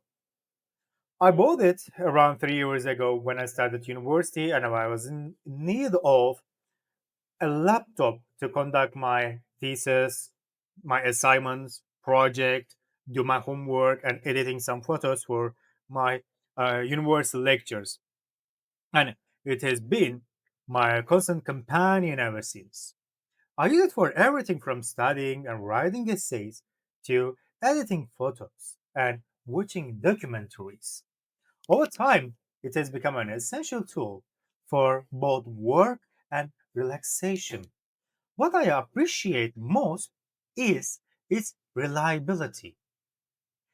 Despite being used daily, it still performs smoothly, no lagging, no jitter, no flicker. I learned to use it efficiently through trial and error, discovering shortcuts and programs that make my workflow faster. It is lightweight, so I easily carry it almost everywhere, which means I can work from cafes or libraries without any trouble and obstacles. Beyond practicality, it represents independence and productivity for me. I have written countless assignments, created projects, and even applied for jobs using it. In many ways, it's not just a device, but it's a symbol of the digital era I grew up in. So let's see, guys. Other question. Describe a piece of electronic equipment that you find useful. So you should say what it is, how you learn to use it, how long you have had it, and explain why you find this piece of electronic equipment useful. So let's try to create an answer for this question. A device I find incredibly useful is my smartwatch. I bought it about 2 years ago after noticing how sedentary my lifestyle had become. Learning to use it was surprisingly easy. Within a day, I figured out most of its features. What I love most is how it seamlessly tracks my fitness goals, steps, sleep habits, heart rate, and keeps me conscious of my habits. It also notifies me about messages and calls, so I do not have to check my phone constantly. Having worn it daily for over 2 years, and I've noticed general improvements in my health and time management. It even reminds me to stand or breathe when I've been sitting too long, which feels oddly caring for a machine. The reason I find it so valuable is that it turns abstract goals like being healthy into tangible data. It motivates me through small achievements, like meeting daily step targets. In a way, it has become a quite personal coach on my wrist because prior to owning such a watch, I had a terrible, such a sedentary lifestyle, just drinking, smoking, and sitting always on the sofa doing nothing. Nevertheless, when I bought this smartwatch, it tracked all the activities and showed me with statistics and reliable suggestion, and it made everything perfect for me. Actually, it makes everything perfect me nowadays as well. Now I have a good cardiovascular stability, good health status, and of course I feel myself like as fit as a fiddle. So guys, let's move on to the next question. Describe an exciting experience you have had. So you should say when it was, where you were, what it was, and explain what made this experience especially exciting. So let's try. One of the most thrilling experiences I've ever had was paragliding. Oh my god, such a exciting and of course extreme sportive activity in the mountains, of course, of Turkey. 2 summers ago, if I remember correctly, I had always been fascinated by flight, but never imagined I would actually try it. So the experience took place in Ölüdeniz, a region famous for its turquoise sea and perfect wind conditions. As I stood at the edge of the cliff, I felt a mix of fear, exhilaration. The moment we took off, the world below became breathtaking panorama of beaches and forests. It was an amazing scenery. The sensation of floating in silence, just staring at people on the beach, and of course, the eye-catching moment that I it's impossible to describe it with only the sound of wind was indescribable. I completely lost track of time during the 15-minute flight.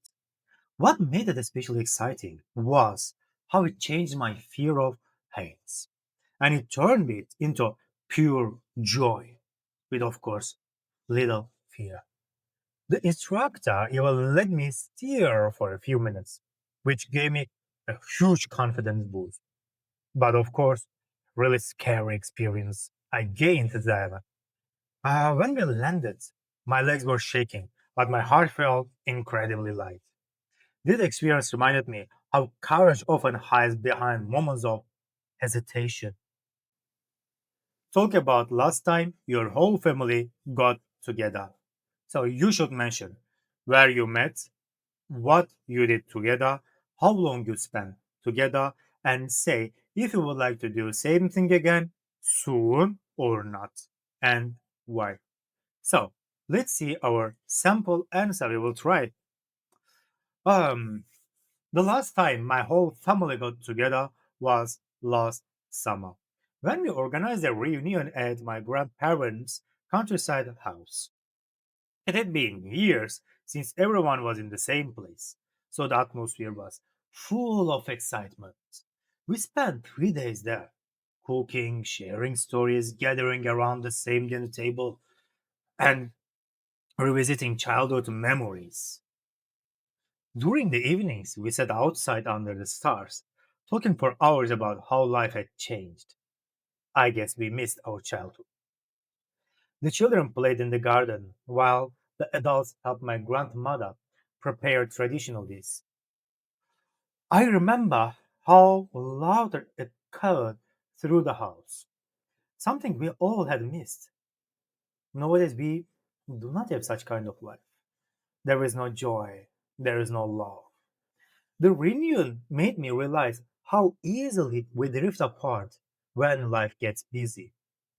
It felt like a gentle reminder of what truly matters: family connections, tight bonds, and shared history, family culture, family value. I would like to do the same thing again soon. Perhaps maybe next year, why not? Because it recharges us emotionally. Those days brought a warmth that no occasion or material gift could ever replace, that we always miss. So, guys, let's move on to the next question.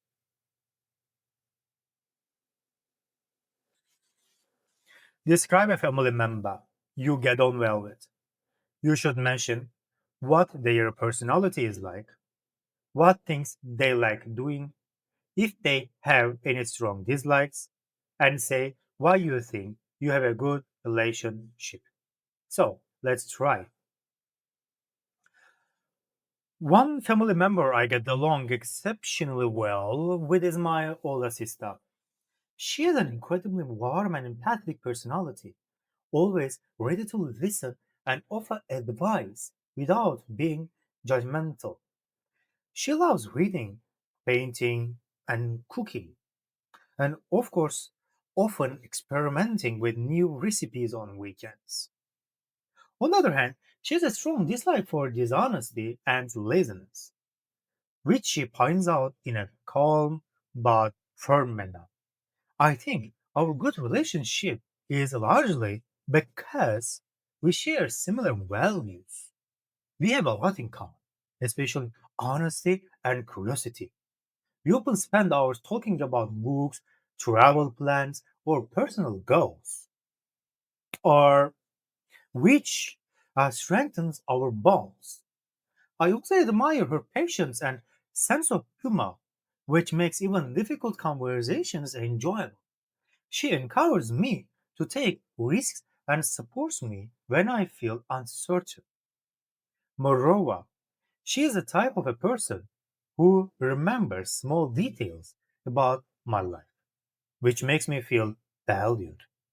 Our relationship is based on trust and mutual respect, so the disagreements are highly rare and easily resolved. I feel genuinely comfortable being myself around her. We also share a love for hiking and sometimes plan weekend trips together. Her optimism and resilience inspire me daily. For all these reasons, I consider our relationship one of the most meaningful aspects of my life. So, guys, let's move on to the next question. Describe one of your relatives. So, you should say what that person looks like, what that person's character is like, what they are doing at the moment, and say which other relative of yours they are most similar to. So let's try. Oh, one of my relatives who stands out, of course, is my uncle. Amazing guy, who is my mother's younger brother. Crazy guy. He's tall, with a lean build, dark hair, and expressive brown eyes that always seem to sparkle when he talks. His character is extremely cheerful and witty, and he has a way of making everyone in the room laugh.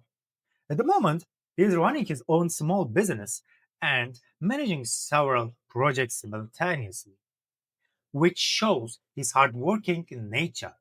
He is remarkably similar to my grandfather in his sense of humor and adventurous spirit, which makes family gatherings particularly lively. I enjoy talking to him because he's open-minded and always willing to share life lessons. Despite his busy schedule, he finds time for family events and always checks in on everyone. He has a contagious enthusiasm for trying new things, whether it's cooking, hiking, or learning new skills. His optimism has inspired me to take on challenges I would normally avoid, of course. I admire how he balances work and family effortlessly. He often shares stories from his youth, which make me appreciate our family history even more. I think having relatives like him enrich life because they combine guidance with genuine fun. Spending time with him always leaves me feeling happy and motivated. Describe a friend who has played an important part in your life. So you should say how you met this person, how long you have known him or her, the kind of things you do or have done together, and explain why this person has been important in your life. So let's try. One friend who has played a crucial role in my life is a university friend named Amina. We met during our first year when we were assigned to the same project group.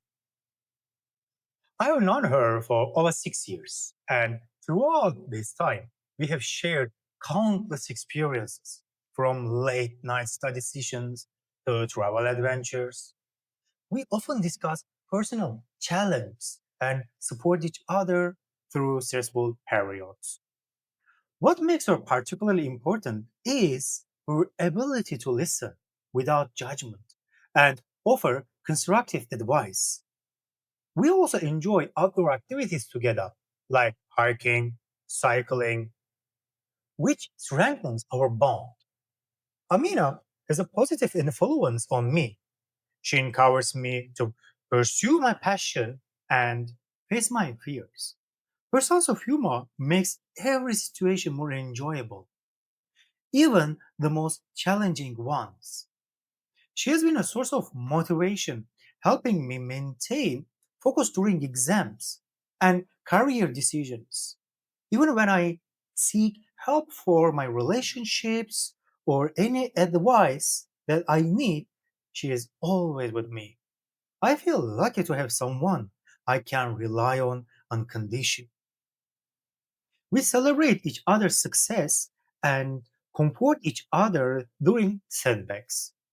Our friendship has become a cornerstone of my social and emotional life. Knowing her has enriched my life in ways I never anticipated. So let's move on to the next slide. So our question is this. Describe a friend you had in primary school.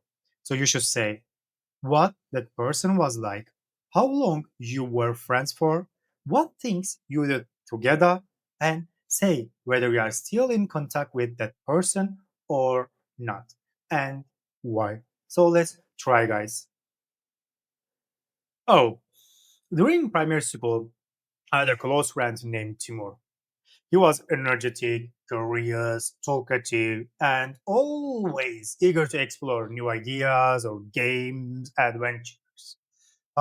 We were friends for nearly 6 years, sharing everything from schoolwork to outdoor adventures in our neighborhood.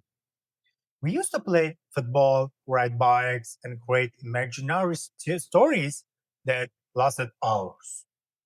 Timur is an interesting guy, had a contagious enthusiasm, which made even ordinary days exciting. Unfortunately, after primary school, our families moved to different cities, and over time, we gradually lost contact. Despite that, I still remember those carefree moments vividly, of course. He taught me how to be adventurous, yet thoughtful, yet total balancing fun with responsibility. Looking back, I realized that friendships like his lie the foundation for social skills and empathy. Though we no longer communicate, thinking about our shared experiences always brings a smile. It's a reminder of the simple joys of childhood. But I sometimes wonder what paths he has taken and hope he is doing well. The memories of that friendship remain precious to me. So, guys, let's move on to the next question. So, our question is this. Describe your favorite piece of clothing.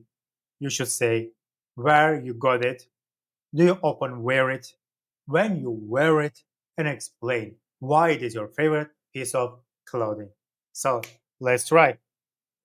My favorite piece of clothing is a navy blue woolen coat that I bought at a local boutique 2 years ago. I wear it quite often, especially during autumn and winter. When the weather is chilly and windy, I usually pair it with both casual outfits and more formal attire, which makes it versatile. I love it because it's not only stylish but also incredibly comfortable and warm. The coat is a tailored fit and complements my frame and makes me feel confident whenever I wear it. Versatile makes everything best for me.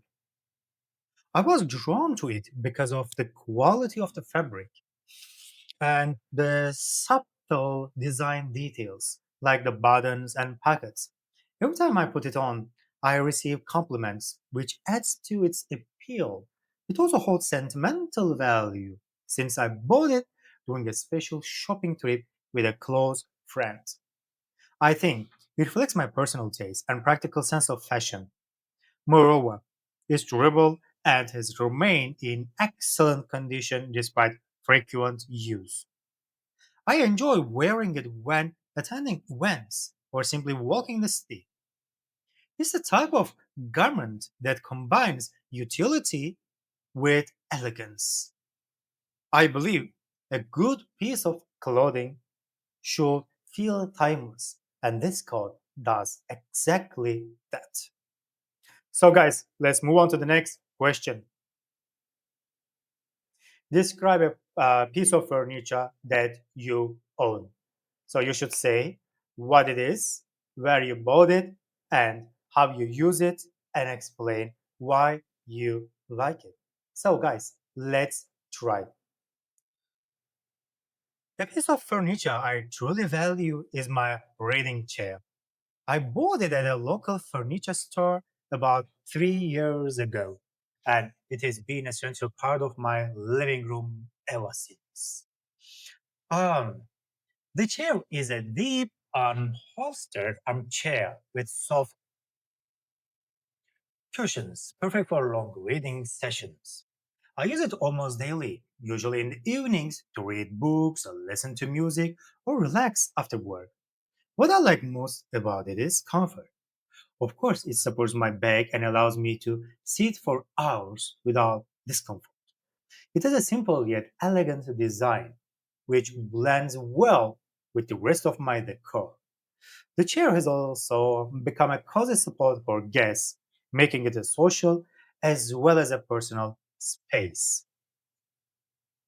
I feel more relaxed and focused when I sit there. It's more than furniture, it's a space that encourages reflection and learning. I really appreciate having a piece that combines comfort, aesthetic, and functionality. Every time I sit in it, I feel grounded and at peace. It makes my reading enjoyable, comfortable, and of course, long lasting. So, guys, let's see our next question now. Describe a present that you gave someone. So, you should say who you gave it to, why you decided to give them a present, why you choose that present, and say how that present compares to other presents you have given that person or other people. So, let's see our answer.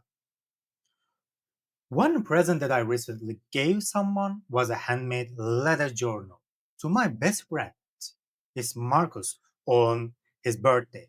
I chose it because he loves writing and often keeps notes or sketches in notebooks.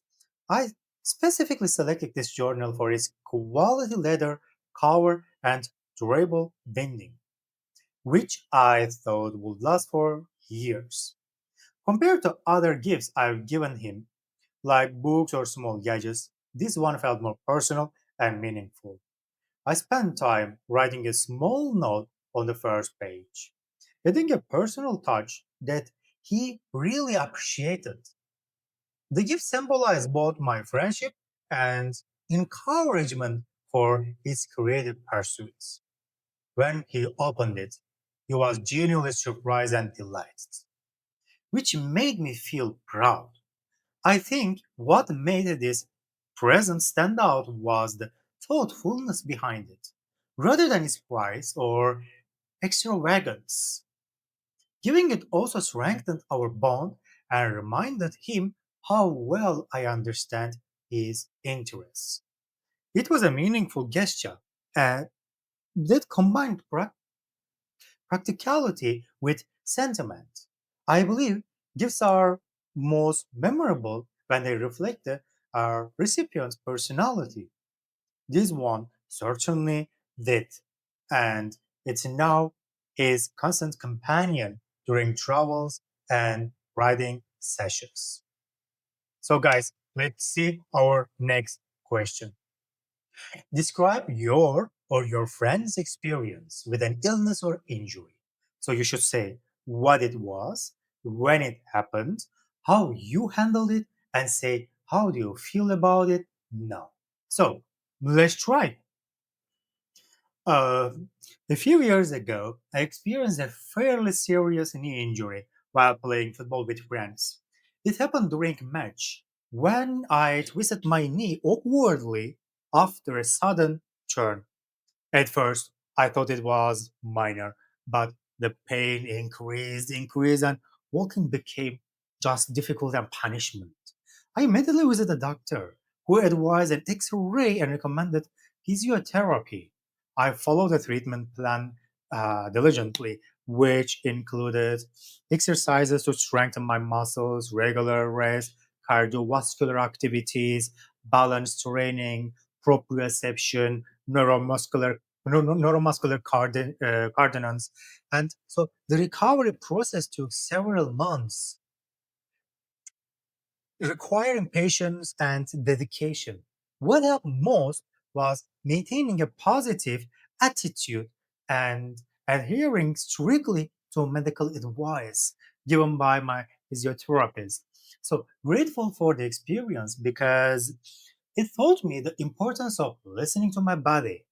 I now play more, actually, I now pay more attention to proper warm ups and exercise routines. Although it was painful and frustrating at the time, it became a learning experience that improved my overall physical condition and physical awareness. I also became more cautious during sports, reducing the risk of future injuries or major traumas. The incident strengthen my discipline and resilience. Now, I view health as a responsibility, not just a given. Describe something healthy you enjoy doing. You should say what you do, where you do it, who you do it with, and explain why you think doing this is healthy. So, let's try to give an answer. One healthy activity I genuinely enjoy is swimming. I usually go to the local sports center, which has both indoor and outdoor pools, depending on the season, of course. I often swim with a close friend, which makes the session both fun and motivating. Swimming engages the entire body, improving cardiovascular fitness, muscle strength, balance, and flexibility simultaneously. I find it mentally refreshing as well because the rhythm of stroke and breathing creates a meditative effect.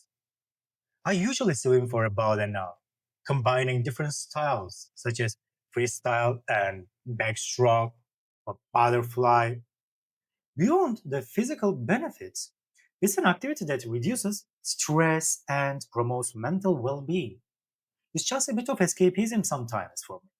I enjoy the feeling of water supporting me, which contrasts nicely with high impact land exercise. It's also a skill I value for safety reasons. I think another layer of confidence. I believe regular swimming contributes to long term health, helping prevent common ailments like obesity and joint problems. It also boosts endurance and stamina, which is useful in daily life. Doing it with a friend adds accountability and social enjoyment. Overall, swimming is both practical and enjoyable, making it a healthy habit I intend to maintain. So, guys, let's see next question. Describe a time when you helped someone. You should say when you helped, how you felt after helping. So let's try. One memorable time I helped someone was last year when a colleague at work was struggling with a tight deadline. She was new to the company and unfamiliar with certain software, which showed down, which slowed down her progress as well. And I offered to assist by showing her shortcuts, revi- um, reviving her work and helping her prioritize tasks. Together, uh, we managed to complete the project on time, and she was extremely grateful for the support. I felt genuinely satisfied knowing that my assistance made a real difference.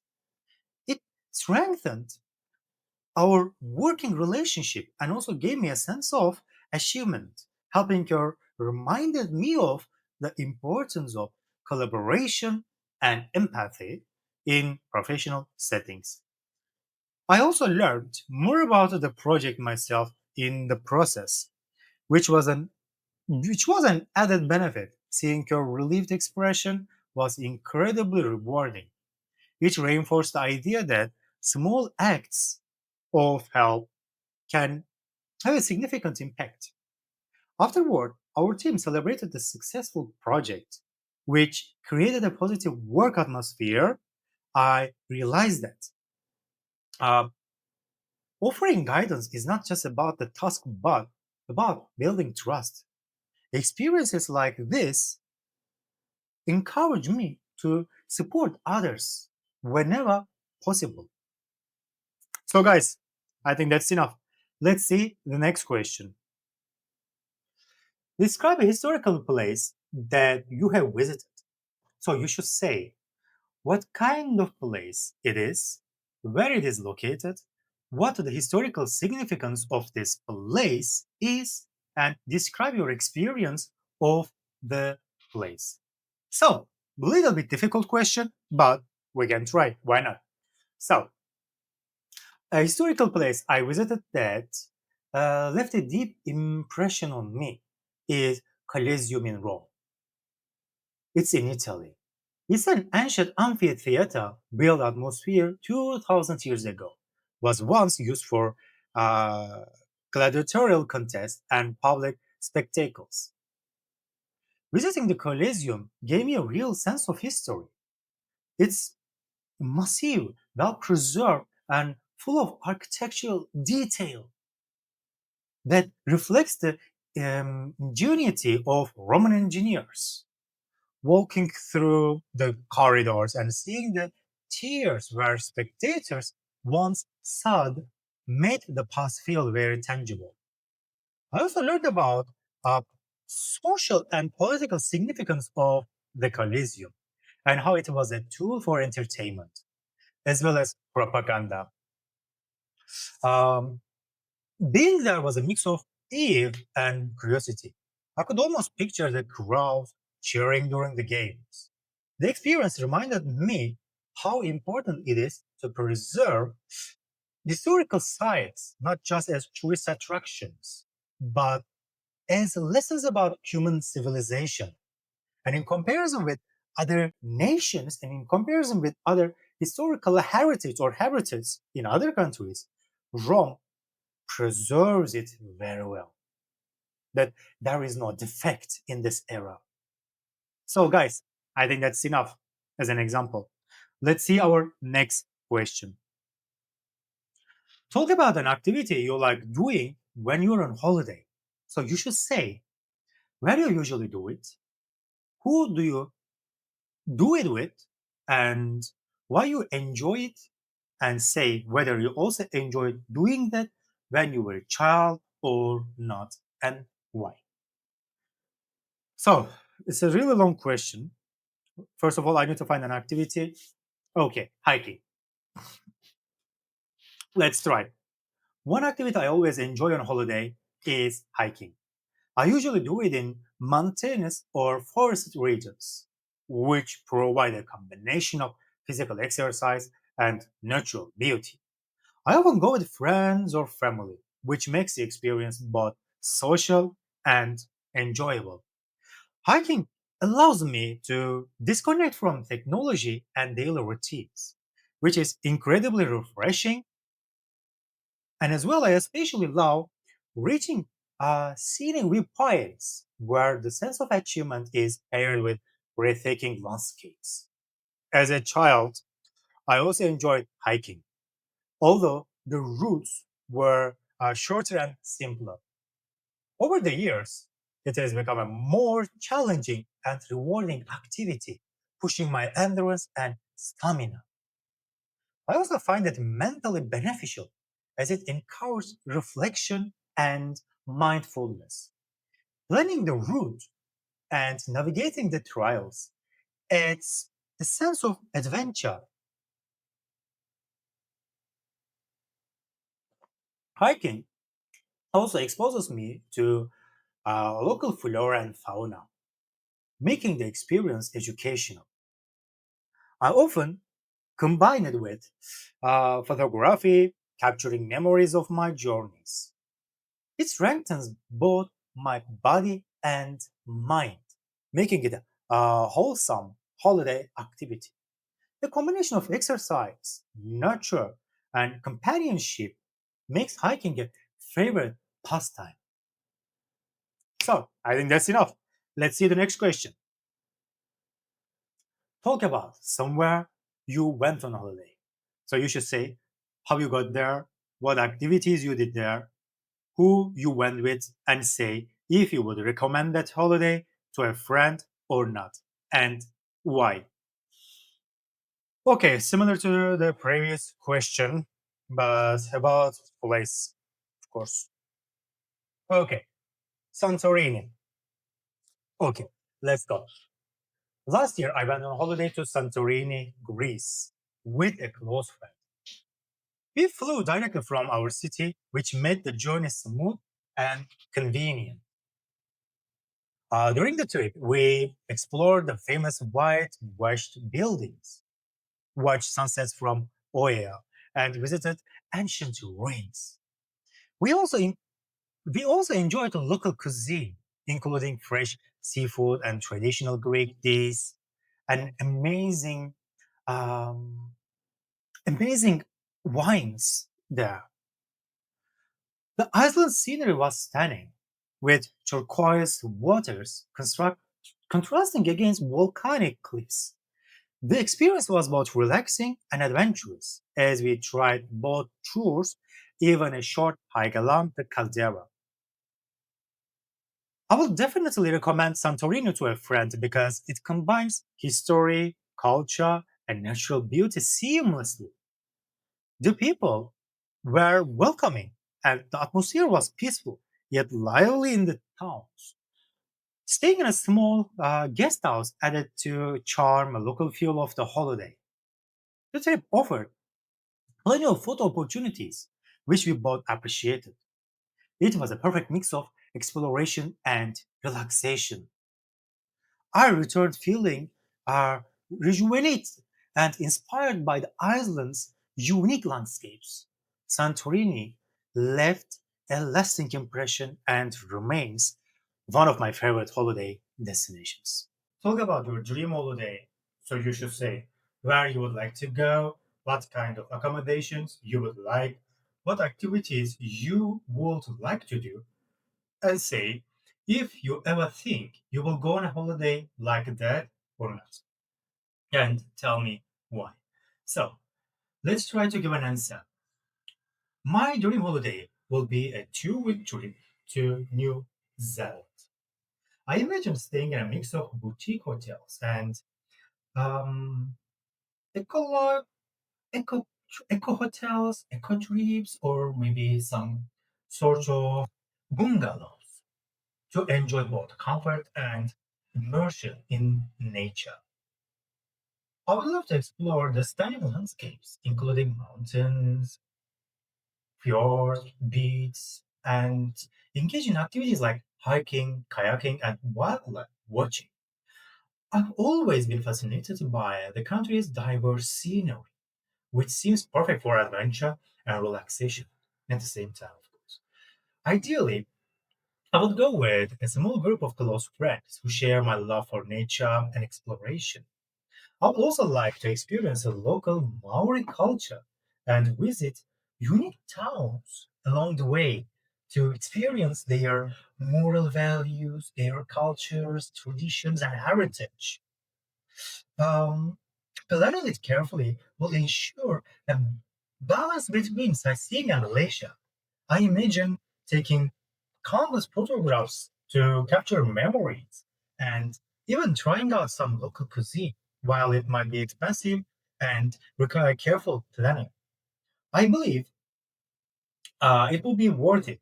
I hope to go within the next few years, although work commitments would make it challenging. Such a holiday would be both um,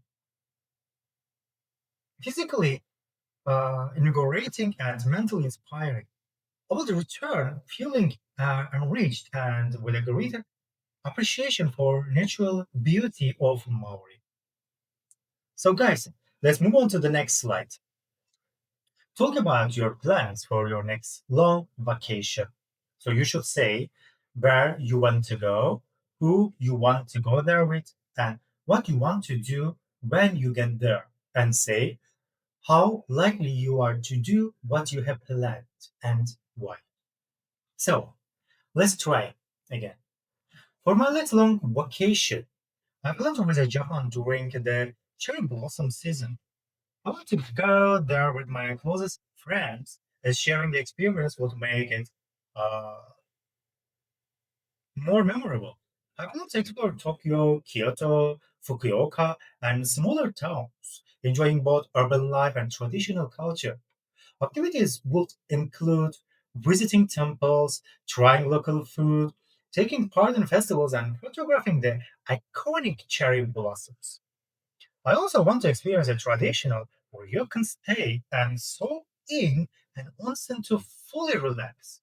I'm fairly confident that this plan is realistic because I've been saving money and researching travel logistics. I hope to immerse myself in the culture and understand daily life in Japan beyond tourist spots. I expect it to be both educational and relaxing. Planning well in advance should ensure that I can do most of the activities I've envisioned. Also, hope to interact with locals to improve my Japanese language skills that I've been practicing it maybe for several years, but I'm not so confident. So overall, I'm excited about the prospect of combining adventure, culture, and leisure. This vacation promises to be a memorable chapter in my travel experiences. So, guys, our next question is this: describe someone who has had an important influence in your life. So, you should say who the person is, how long you have known him or her, what qualities this person has, and explain why this person has had such an influence on you. So, we can try. Why not? So, first of all, I need to find a person.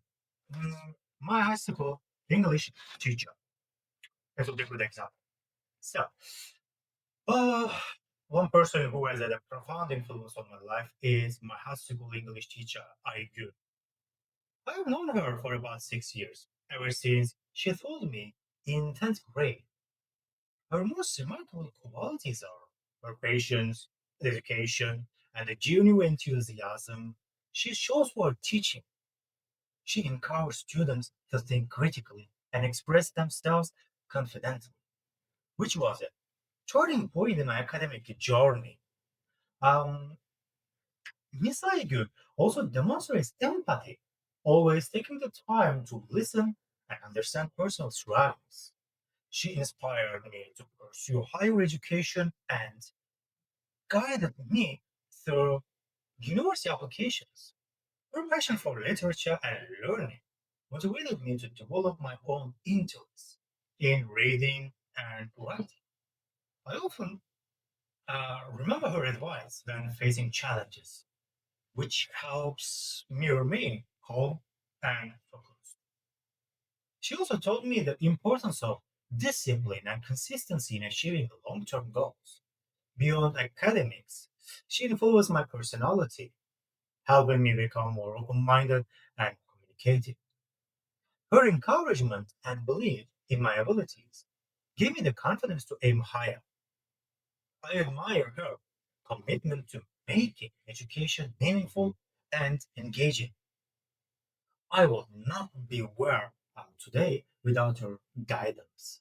She taught me English. Even now, I often reach out to her for advice. So, really nice, guys. So, let's see the next question. Describe a website you often use. You should say what type of website it is, how you found out about it, and then what it allows you to do, and why you find it useful. So, maybe you can use Coursera as a good example. Okay, let's try. The website I use frequently is Coursera, an online platform for learning a wide range of subjects. We're learning foreign language, SEO, coding, social skills, team building, and all kinds of business administration topics. I first found out about it through a friend who recommended a course on psychology. The website allows users to enroll in courses from top universities and experts around the world, covering topics from programming to art history, as I mentioned. I find it incredibly useful because it combines flexibility with high quality content, enabling me to learn at my own pace. The video lectures, quizzes, interactive materials, is interactive assignments as well, make learning both engaging and effective. I can also earn certificates that I can share it on my LinkedIn profile and I show while applying for jobs, as you know, which can help demonstrate skills to potential employers as well. So Coursera offers discussion forums allowing interaction with uh, fellow learners, which enrich the experience. I frequently use it to expand knowledge beyond my formal education. Another feature I appreciate is the availability of free courses, making education accessible to everyone. The website is well designed, easy to navigate, and compatible with mobile devices, which is convenient. Over time, it has helped me develop both professional and personal skills. I also like that I can choose courses based on my interests rather than following a rigid curriculum. Overall, I can say like this: Coursera has become an indispensable tool for continuous learning and a part of my life. So, really nice. Let's see the next question, guys.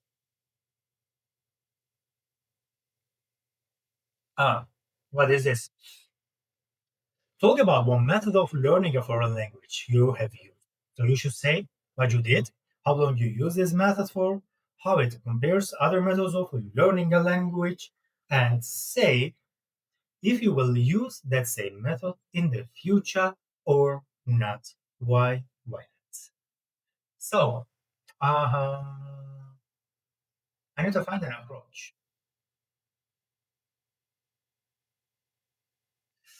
Okay, I think I've found one method. Let's try. One method I've used to learn a foreign language is immersive approach, which involves surrounding myself with the language and real life situations. For instance, when I studied Spanish, I spent several months listening to podcasts, watching shows, TEDx conferences, and speaking with native speakers on tandem or high native or such kind of language partner exchange applications. I used this method consistently for about 6 months, which significantly improved my listening and speaking skills. Compared to traditional classroom learning, immersion felt more practical and enjoyable because I was actively using the language daily. It encouraged me to think in Spanish rather than translating from my native language, which accelerated fluency. Now I really feel it. I also practice writing and reading by keeping a diary and reading news articles, while grammar rules were learned incidentally. The method strengthens communication skills far more than memorization alone or the grammar rules that I hate actually. I believe I will continue to use immersion in the future, especially when learning new languages. It makes learning dynamic, contextual, and memorable. Moreover, it helped me build confidence in real world conversations. As you know, that practical life is totally based on conversational skills, not about reading, not about writing, or grammar based, or big book based grammar rules, etc. So, combining this method with structured learning seems most effective. It also kept me motivated as progress was tangible and rewarding. Ultimately, it demonstrates that language is alive and best learned through experience. Good, let's go. Move on to the next slide, next question, guys. So, talk about an English language book you have read or used. So, you should say why you bought or used that book, what you learned from using it, if it was difficult or easy to use, and say if you would use a similar book again or not, and why. So let's try. English grammar in use. Raymond Murphy is a really good, well-known example. Let's try. Okay. One English language book I use extensively is English Grammar in Use by Raymond Murphy. I bought it to improve my grammar for all academic writing and speaking skills. Actually, um, this book offered clear explanations and numerous exercises, which helped me understand three key concepts like verb tenses and conditionals. I spent several months working through it, gradually increasing my confidence in grammar accuracy. While some sections were challenging, especially advanced exercise, the step by step approach made it manageable. Using it regularly, this book helped me avoid common mistakes and develop more complex sentence structures. I also appreciated the concise example with clarified how rules apply in real context. Compared to other grammar books, honestly, I tried this one was more engaging and user friendly. I will definitely use a similar book again because it provides structured practice and measurable improvement. Beyond grammar, it also reinforced my understanding of sentence flow and coherence. I often revisit exercises to ensure retention. The book encouraged self study, which was empowering as well. In short, it became an essential tool for my English language development. So, guys, let's check our next question. Talk about a language test you have taken. You should say where you took the test, how long it took, what skills and language knowledge you were tested on, and say if you think the test was a good indicator of your language level or not. Why? So, let's start. Our language test I took was the IELTS academic exam. I took it at an official test center in my city, which followed all the standard procedures. The test lasted around 3 hours and assessed listening, reading, writing, and speaking skills. I found it through because it tested both practical communication and academic English knowledge. The listening section evaluated comprehension, while reading focused on understanding complex text. Writing required me to analyze data and express ideas clearly, and the speaking test assessed fluency and pronunciation. Overall, I felt it accurately reflected my language level, although some sections were more challenging than others. Preparing for it helped me identify strengths and weaknesses in my English. The test format was rigorous, but it motivated me to improve consistently. I appreciated how the speaking test was interactive, allowing neutral conversation rather than rote answers. In hindsight, it was a valuable experience that also boosted confidence. It showed me areas for further development while validating my language proficiency. I would recommend it to anyone aiming to measure and improve their English skills. So, guys, I think that's enough. So, let's move on to the next slide.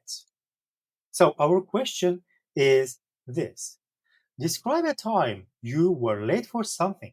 So, you should say when it was, why you were late, how people reacted to you being late, and explain what happened because you were late.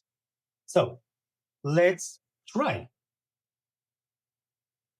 Mm, okay. A time I was late that stands out was during a university lecture last year. I had miscalculated the bus schedule and ended up arriving about 20 minutes late. That was a really catastrophe for me, actually. The professor had already started the class, and some students glanced at me as I quietly took a seat at the back. I felt slightly embarrassed, but I tried to focus on the lecture immediately. Thankfully, the professor was understanding and allowed me to catch up with any issue. However, I missed the introduction, which contained important instructions for an assignment. As a result, I had to spend extra time after class. Spend extra time after class clarifying the details with classmates. This experience taught me the importance of planning extra time for traveling and commuting. Since then, I've been much more careful with schedules and alarms. Being late made me realize how a small lapse in planning can cause unnecessary stress. It also reminded me to communicate proactively when unavoidable delays happen. Overall, it was a minor but memorable lesson in responsibility. So I think that's enough, right? So let's move on to the next slide. So our question is this: talk about a leisure activity you did when you were a child. So you should say how you first became interested in it, how long you did it, or have you been doing it for, why you enjoyed doing it, and say if you have become more or less interested in the hobby since you were a child and why. So let's try to give an answer.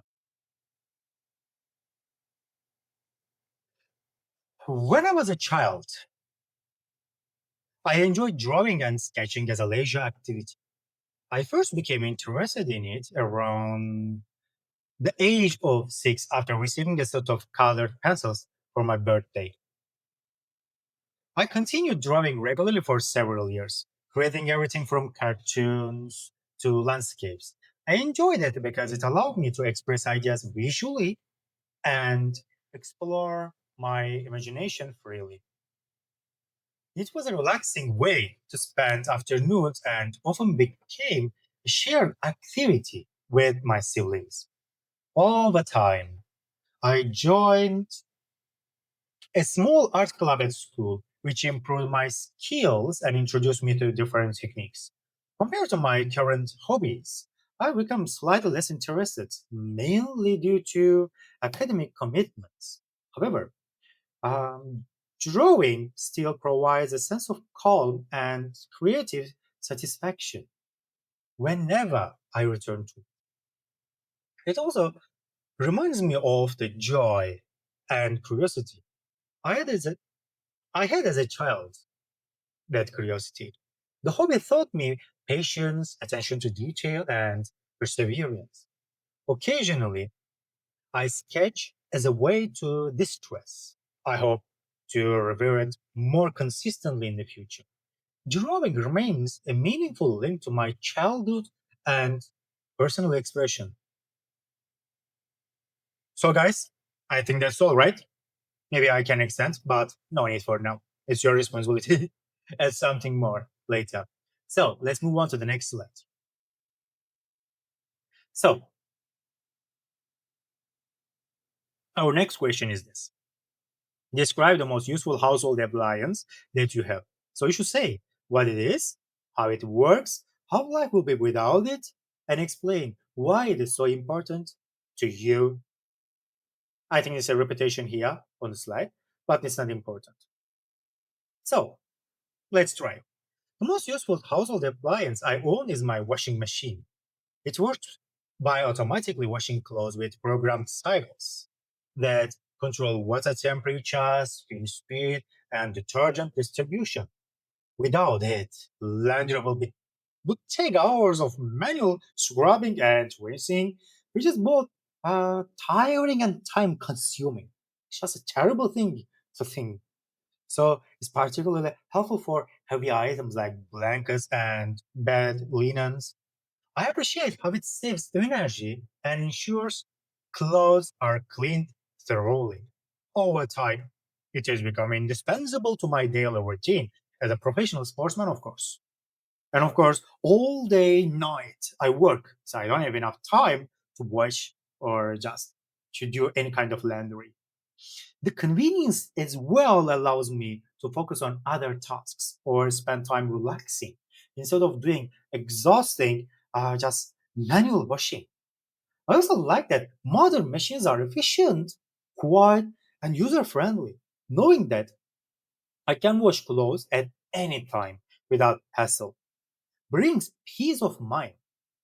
It is especially important in busy weeks when time is limited. I feel it improves overall hygiene and comfort in my home. Uh, Owning a washing machine has undeniably simplified domestic life. I often think about how much harder life would be without it. It's a small yet transformative piece of technology. So, guys, I think that's all that what I can say. Then let's move on to the next slide. Describe an occasion when you forgot something important. So you should say what you forgot, how important it was, some possible reasons why you forgot it. Hmm. I need to find an answer first. Assignment. Why not? It's so classic. Let's try. Okay. Once I forgot to submit an important university assignment on time. It was a group project due on a Friday, and I had assumed I would completely my part early in the week. However, the combination of a personal commitments and underestimating the workload caused me to completely forget. The assignment was significant because it contributed to a large portion of our final grade. I felt anxious and disappointed when I realized my mistake. Luckily, my teammates reminded me and helped me complete my section quickly. This experience taught me the importance of keeping detailed schedules and setting reminders. Forgetting something so important was stressful and slightly embarrassing. Since then, I've developed a habit of using digital calendars and alarms. I also check deadlines multiple times to avoid last minute panic. The incident, uh, the incident improved my organization skills and time management. Although it was a negative experience, it became a valuable learning opportunity. I now view such mistakes as reminders to be more disciplined. Yeah, why not? That's all. Maybe in the exam I can add more details. So let's move on to the next slide. Describe why you will do if you received a very large amount of money. So you should say who you would share it with, what you would buy, what else you would do, and explain how you would feel about getting so much money. So uh, let's try. If I received a very large amount of money, I would first share a portion with my family and close friends to ensure their well being and comfort. I would also invest in property and stocks to secure long term financial stability. As you know, stocks and some shares, maybe government bonds and funds, are the most safest, maybe not the most safest, but are highly safe investment methods. And as well, having such kind of a plan secures my financial stability and, of course, sustainability of my investment and passive income. Additionally, I will donate to charities that focus on education, healthcare, which are causes close to my heart. With the remaining money, I will travel extensively, experiencing different cultures and environments. I would also invest in personal projects, such as starting a small business, entrepreneur, maybe, or funding creative ventures. Having financial freedom will allow me to pursue passions without constant worry about expenses. I think I will feel both grateful and motivated to use the money wisely. It would provide security while opening opportunities for personal growth. I would also plan carefully to avoid unnecessary spending. Sharing with others will bring joy and strengthen relationships. Supporting causes, I believe in, will give the money a meaningful purpose. I would remain cautious yet ambitious in using such a windfall. Overall, it would feel empowering to have the means to make positive changes for myself and others. So let's move on to the next slide. Talk about the musical instrument you would like to be able to play but have never tried. So you should say what the instrument looks like, what it sounds like, what kinds of people it is popular with, and say if you think you will ever try to play that instrument or not, why. So let's try. A musical instrument I would love to learn is the cello. It's a large string instrument held between the knees with a rich, deep tone and can sound both melancholic and powerful. I first became interested in it after hearing orchestral performances where the cello provided a strong emotional backbone to the music. It's popular among classical musicians and often played in orchestras, chamber music, and also performances. I imagine it requires patience, dexterity, and a sensitive touch to produce the full range of sounds. Although I have never tried it. Uh, I would like to start learning it perhaps with a tutor or online lessons. The sound of cello is so expressive that it seems to convey emotions words cannot capture. I think learning it will be both challenging and rewarding. It would also broaden my appreciation for classical music and musical theory. I imagine practicing regularly will improve my concentration and coordination. Playing in an ensemble would also be socially enriching, while it may take years to master. I feel inspired to try. The cello represents elegance depth and creativity, which are qualities I admire. I'm hopeful that one day I will begin this musical journey. So, guys, let's move on to the next slide. Describe an interesting piece of news that you have recently read about or heard about. So, you should say what the story was, who was involved in the story, where you read or heard about this story, and explain why this news story was interesting to you. So, let's try. Recently, I read an interesting news story about a team of scientists who successfully developed biodegradable plastic from seaweed. Seaweed. Uh, the story featured the research team from a university in the Netherlands and was published on an international science news website.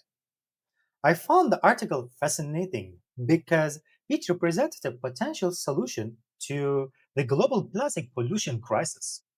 The scientists explain how their material decomposes in weeks rather than centuries, reducing environmental harm dramatically. What impressed me most was the practical applications they proposed, such as packaging and disposable utensils. The news also collaborative nature of the research, involving chemists, engineers, and environmental experts. It made me realize the impact scientific innovation can have on everyday life. I was intrigued by the combination of technology and environmental awareness. Additionally, the article included pictures and graphs showing how the material behaves compared to traditional plastics. The story inspired me to think more critically about sustainable living and my own consumption habits. It also sparked discussions with friends about eco friendly alternatives. I appreciated the detailed explanations that were easy for non experts to understand. Overall, it was informative, inspiring, and made me feel optimistic about future solutions. I continue to follow similar science news because it motivates me to act responsibly. So let's move on to the next slide, guys. Describe people that you know and believe to be very good parents. So you should say who they are, how you met them, why you think they are good parents, and explain what it requires to be good parents. So, guys, let's try. I know a couple who I believe are exceptionally good parents. My neighbors, Mr. and Mrs. Karim. I met them when I first moved to my neighborhood about 5 years ago. They have two children, and I've always admired their patient and nurturing approach. They encourage independence while also providing guidance, which is a balance many parents struggle to achieve. They actively participate in their children's education and hobbies, attending school events and teaching them life skills. I think being good parents requires patience, empathy, consistency, and strong sense of responsibility. The Karens also communicate openly with their children, creating a safe environment for them to express feelings and ideas. They never use harsh punishment, but instead focus on teaching and reasoning. Their children are confident, polite, and curious, which reflects the parenting style of the couple. I often observe them problem solving conflicts calmly and respectfully. The family also spends quality time together, going on outings or engaging in shared projects. Seeing such dedication and warmth has been inspiring to me. I hope to apply similar principles in my future family life. Their example shows that parenting is as much about guidance as it is about love. So let's move on to the next question, guys.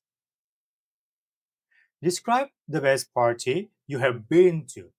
So you should say whose party it was, who was there, what happened at the party, and explain what made it so enjoyable. Hmm, okay. The best party I have ever attended was my cousin's graduation party last year.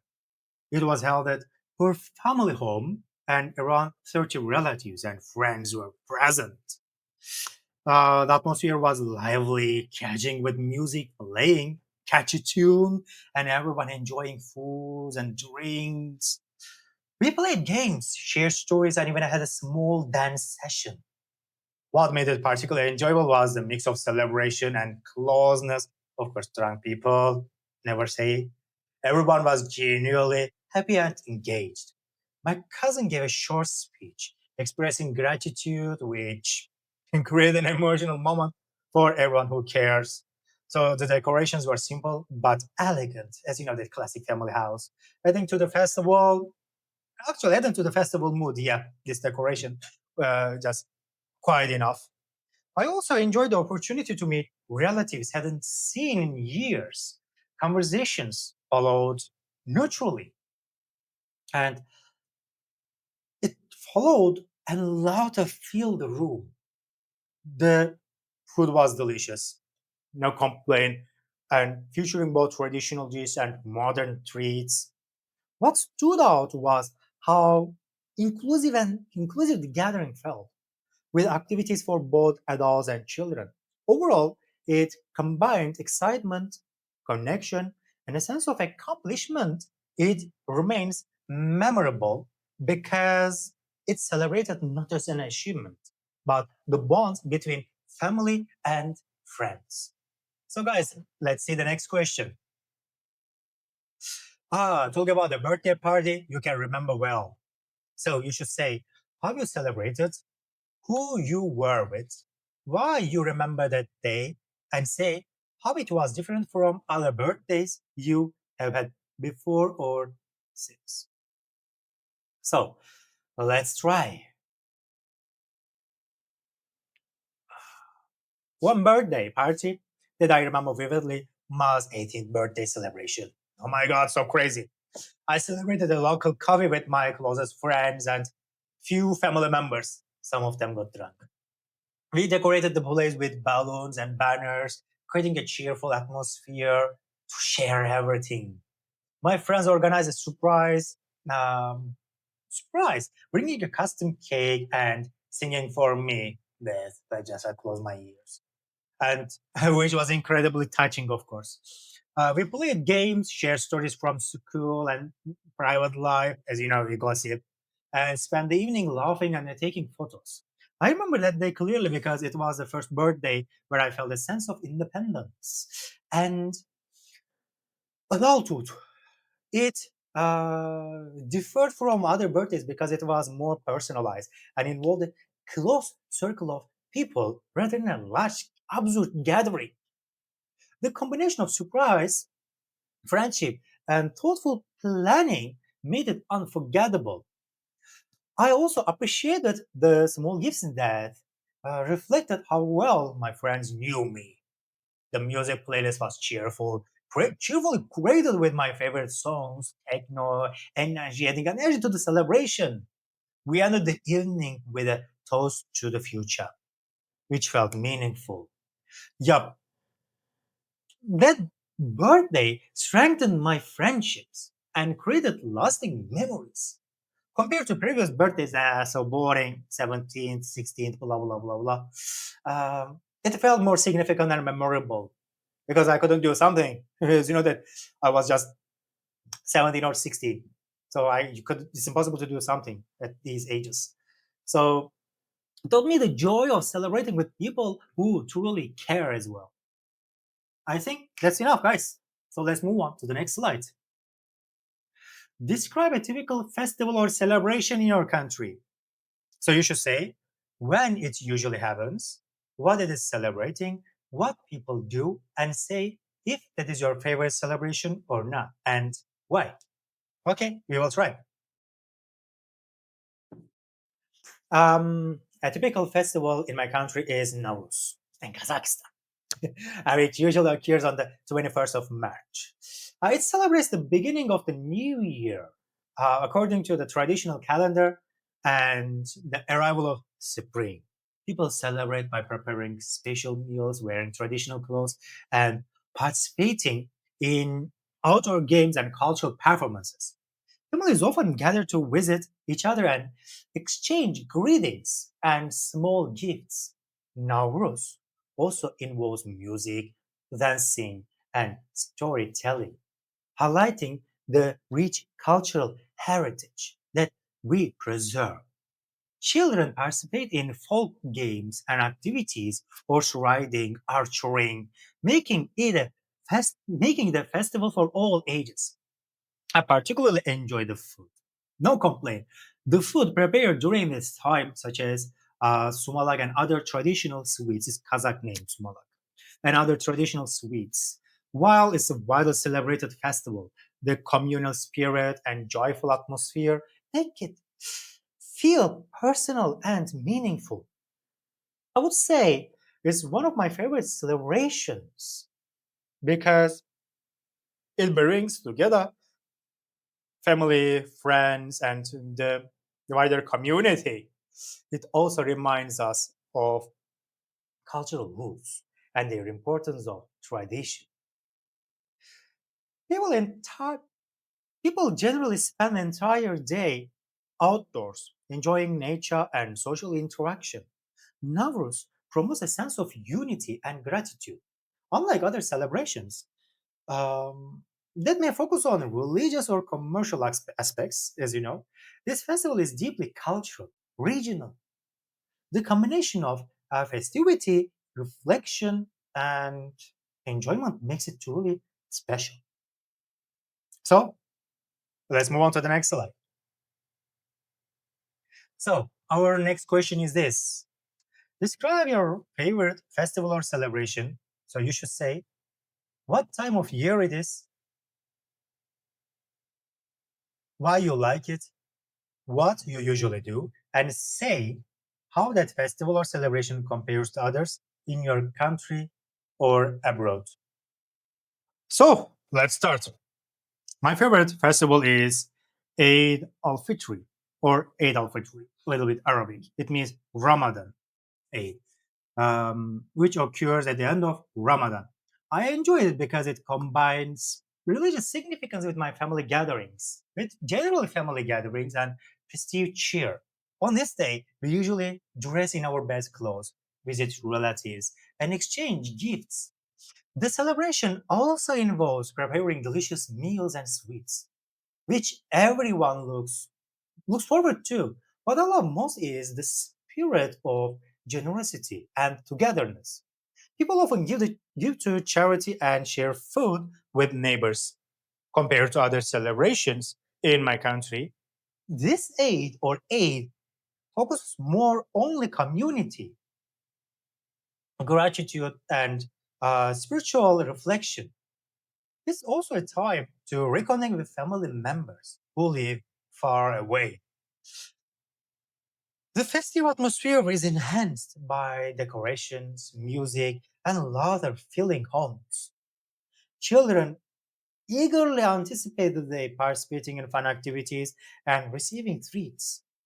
I particularly enjoy the large family meals where everyone sits together and enjoys a variety of dishes. The combination of spirituality, cultural traditions, and social interaction makes it my favorite, my best. Even abroad, I try to celebrate it whenever possible to maintain the sense of belonging. Eid feels more meaningful than other festivals because it celebrates values that extend beyond material classic enjoyment. So let's move on to the next slide. Talk about one thing you are going to do next weekend. So you should mention where you are going to do it, who you are going to do it with, any equipment you need to do it, and say whether you are looking forward to it or not and why. So let's try. Next weekend, I'm planning to go hiking in the mountains near my city. I will go with two of my close friends who share my interest in outdoor activities. We plan to leave early in the morning to make the most daylight and the beautiful scenery. I will bring essential equipment such as a backpack, water bottles, snacks, a first aid kit, a proper hiking shoes, of course. We are also packing a camera to capture the stunning views along the trail. I'm really looking forward to this trip because hiking allows me to disconnect from daily stress and enjoy nature. The exercise is refreshing and energizing, and the company of friends makes it even more enjoyable. We have we have chosen moderately challenging route that offers both adventure and safety. Preparing for the hike is part of the enjoyment as we plan meals, map the trial, and discuss possible stops. I also enjoy the opportunity to observe wildlife and appreciate natural environment. It will be a full day excursion, so we will return in the evening with memories and photographs full of heritage. Hiking helps me stay fit and strengthens bonds with my friends. Overall, I'm very excited about this weekend plan. So I think that's enough. So let's see the next question. Ah, talk about one thing you are planning to do after you pass the IELTS test. So you should say when you think you will do it, why you want to do it, how long you had to plan, and say whether there are any other options for what you could do, which might be just as good. So, guys, let's go. After I pass the IELTS test, I plan to take a short trip abroad, probably to a European country like Spain or Italy, possibly. I had this plan for a couple of years as a way to reward myself after months of preparation and hard work. I want to experience the culture, food, and landmarks while practicing my language skills in real life situations. Of course, there are other options, such as taking a short course or attending a workshop abroad, but traveling seems like the most exciting and relaxing choice. As you know, it's just a bit of escapism. Just, I don't want to be in this hustle again.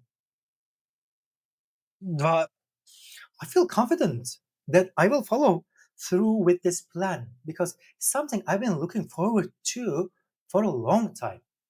And I've already started researching possible destinations and itineraries.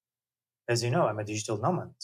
So I'm really looking forward to it. So, guys, let's see the next question.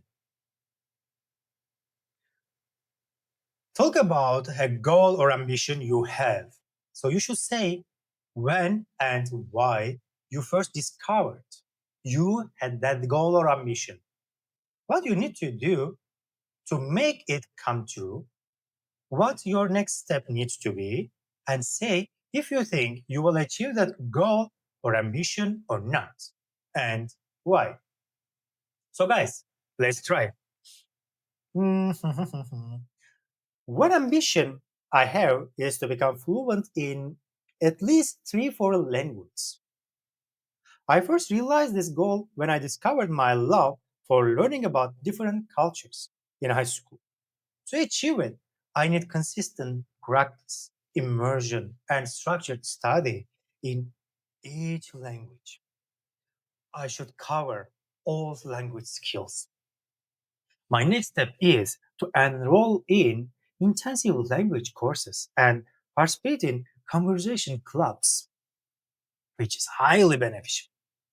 Additionally, I plan to spend time in countries where these languages are spoken to enhance practical skills. I believe discipline, motivation, and dedication are essential to reach this goal. I also intend to use language apps and online resources to complement formal learning. While it's challenging, I'm optimistic because I've already mastered one language to a high level. Oh, progress will require patience and resilience, especially with multiple languages simultaneously. I will track milestones and set realistic timelines to maintain focus. Immersing myself in the culture behind each language is equally important for fluency. Achieving this ambition will open up professional and personal opportunities, including travel and career advancement. I feel determined to make it happen because of the benefits and satisfaction it will bring. Ultimate language learning is a lifelong journey I'm excited to pursue. So, guys, let's move on to the next question. Describe something which is produced in your country, such as a food, a handcraft, or a car. So you should say what it is, what it is used for, how it is made or produced, and explain why your country produces this thing. So let's try. One product produced in my country is traditional Kazakh felt wax, known as shurdaks. These rugs are mainly used as decorative floor coverings, wall hangings, or even as part of yurt interiors. Yurt, maybe you know, Kazakh tents, special tents. They are made by skilled artisans, artisans who cut colorful felt pieces and sew them together into intricate geometric patterns. The production process is labor intensive and can take several weeks for a single rug. My country produces them because they are a symbol of cultural heritage and craftsmanship, often sought after by collectors and tourists. Shirdogs are valued for both practicality and artistry, combining warmth and with aesthetic appeal. Many families also use them during celebrations or ceremonies to add traditional flair. These rugs showcase the creativity and skill passed down through generations. They are often displayed in homes, cultural centers, and exhibitions. They are often actually designed. These are designed frequently, carry symbolic meanings representing nature, protection, or family. I admire the combination of utility and culture they represent. Producing these rugs also supports local communities and preserves traditional techniques. Their international recognition promotes cultural awareness. Owning one is considered prestigious and fully meaningful. So, guys, let's see the next question. Describe a restaurant or cafe you often go. So, you should say where it is, what it looks like, what kind of service are provided, what kind of food you like there, and what kind of food is famous. And say why you like it. So, let's try. A restaurant I frequently visit is called the Green Plate, located in the center part of my city. The exterior has a modern, eco-friendly design with lots of glass and greenery, creating a welcoming appearance. Inside, the atmosphere is relaxed with comfortable seating, ambient lighting, and clean decor. They provide full service dining, including table service, online reservations, and catering for special occasions. The menu is diverse, but I particularly enjoy their healthy salads, grilled dish, and freshly made juice. The restaurant is famous for its vegetarian options and sustainable practices, such as using locally sourced ingredients. I like it because the quality of food is consistently high, and the staff is attentive and always friendly. The environment feels calm and perfect for casual meetings or personal meals. I also appreciate that they offer free Wi-Fi, making it convenient for remote work or study, and you can spend hours without paying for it. Occasionally, they host cooking workshops, which adds to the experience. I've been going there for over 2 weeks and always look forward to new menu items. The combination of taste, service, and the ambience atmosphere makes it a reliable favorite. So, guys, let's see the next question. Describe a traffic rule or law you know about. So, you should say what it is, how you know about it, if you follow this rule or law, and explain why this rule is important.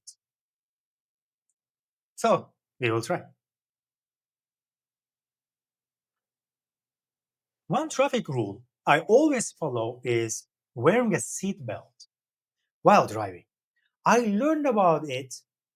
I learned about its importance during driving lessons and through road safety campaigns. Wearing a seatbelt is compulsory in my country, and it is strictly enforced by law. I always adhere to this rule because it significantly reduces the risk of injury in case of accidents. The rule is important not only for personal safety, but also for public responsibility, as reckless behavior endangers others. I also encourage passengers to buckle up, reinforcing the practice. In addition to preventing injuries, it helps maintain focus while driving. I have witnessed minor accidents where seatbelts prevented serious harm, which reinforced my respect for the rule. Following traffic laws consistently is part of being a responsible driver. The seatbelt requirement is a simple action that has a major impact. It demonstrates how small precautions can save lives. Compliance also avoids fines or legal issues. Overall, it's a straightforward but vital rule for road safety. So let's move on to the next question. Describe a rule you had to obey when you were in school. So you should say what the rule was, if you agreed with the rule, why the rule existed, and what happened if students broke the rule. So let's try. A school rule I had to obey was maintaining a uniform dress code. I agree with the rule for the most part because it promoted discipline and a sense of equality among students and, of course, our parents. The rule existed to prevent distractions, reduce social pressure related to clothing, financial problems, and instill a sense of community. Students were required to wear a specific shirt, trousers, or skirt, and sometimes a school tie. If someone broke the rule, the consequence ranged from a verbal warning to detention, depending on the severity or frequency. I remember teachers carefully monitoring compliance and occasionally conducting inspections. While it may have felt restrictive, the rule encouraged neatness and respect for the school environment. It also prevented bullying or judgment based on fashion choices. Personally, I believe that it helped me. It helped me focus more on studies rather than clothing competition. In hindsight, mm, the rule promoted fairness and equality. It was a consistent expectation that shaped responsible behavior. Many students initially resisted but later appreciated the clarity it provided, especially when we think that there are several students from different social and economic structures of the society. It is too difficult, hard to promote equality and fairness. So overall, it was a reasonable rule with practical benefits. So let's move on to the next slide. Describe a school that you are attending or attended in the past. So you should say what it looks like from the outside, what it looks like inside, what facilities it has, and say if you think it's a good school building or not. Why not? So let's try. Okay. The school I attended during my teenage years was a large modern building located near the city center. From the outside, it appeared spacious, with a combination of glass windows and brick walls, giving it a contemporary feel. Inside, the hallways were wide, brightly lit, and lined with lockers. Classrooms were equipped with projectors, whiteboards, and comfortable seating. The school also had facilities such as a library, science labs, and a sports hall, and a computer lab, of course. Outer areas, difficult to remember, but outer areas included a playground, football field, and garden spaces for relaxation. I think it's a good school building because it balances functionality with aesthetics, creating a pleasant learning environment. The design encouraged collaboration, movement, and social interactions. Safety measures such as fire exits and security were clearly in place. Overall, the infrastructure contributed positively to both education and student well being. It was a place where academic and extracurricular activities could flourish. I always felt motivated to attend school due to the comfortable and well maintained spaces. So, let's see the next question.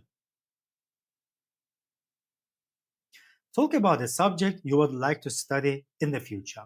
So, you should say why you want to study that subject, what things about that subject you find particularly interesting, where it is possible to study that subject, and say if you think you will start studying it soon or not, and why. So, guys, let's try. The subject I would like to study in the future is psychology. I'm interested because it provides insight into human behavior, emotions, and decision making process. Understanding these concepts could be helpful both personally and professionally, especially in areas like counseling, education, childhood mental or motor development, something like that, or maybe management. I find this I find the study of cognitive process, personality development, and mental health particularly fascinating. Psychology Psychology courses are available at various universities in my country and of course abroad, with opportunities for both theoretical and practical learning.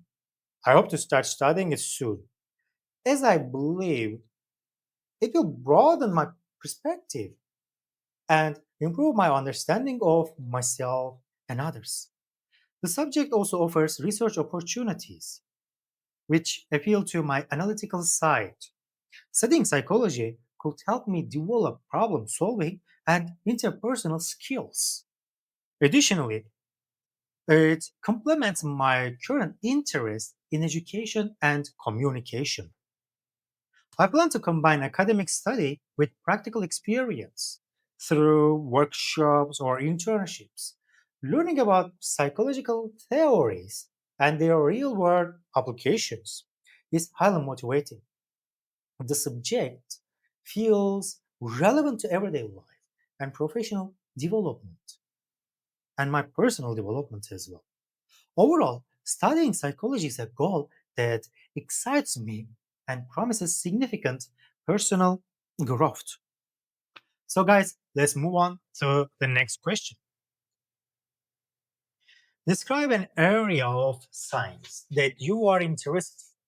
So, you should say what it is, what you can learn from it, then you started and become interested in it, and explain how this area of science helps you. So, let's go. One area of science I'm particularly interested in is astronomy. I've always been fascinated by stars, planets, aerospace engineering, and the vastness of the universe. From astronomy, one can learn about celestial objects, their movements, and the physical laws that govern them. I first became interested in this field as a teenager when I attended a stargazing event at the local science museum. Observing planets through telescopes and learning about galaxies sparked my curiosity immensely. And then astronomy helps me develop a sense of perspective and critical thinking, as it encourages me to ask questions about the origins and nature of the universe. I also enjoy reading scientific articles and watching documentaries to stay updated with discoveries.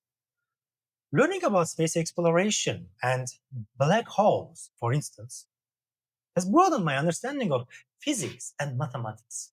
It also inspires creativity and imagination, as many theories challenge conventional thinking. I appreciate the meticulous methods astronomers use to collect and analyze data. Furthermore, astronomy has made me more patient and detail oriented, as careful observation is essential. Yeah, everybody knows.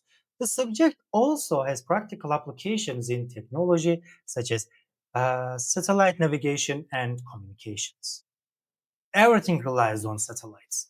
Overall, studying astronomy gives me both intellectual satisfaction and inspiration for future learning. It feels like a field with endless opportunities for discovery. So, guys, let's move on to the next question. Describe a scientific subject that you learned about in high school. So, you should say what subject it was, who taught you this subject, what you learned from it, and explain how this subject helped you in your life. So, let's try. Scientific subject I studied in high school that I found interesting was biology. Our teacher, Miss Akhmetova, was passionate and made the lessons engaging with practical experiments. Through biology, I learned about living organisms, their structures, functions, reproduction, and the relationship between species. We studied everything from human anatomy to plant physiology, and I particularly enjoyed exploring genetics and ecosystems. Biology helped me understand the complexity of life and appreciate how interconnected nature is.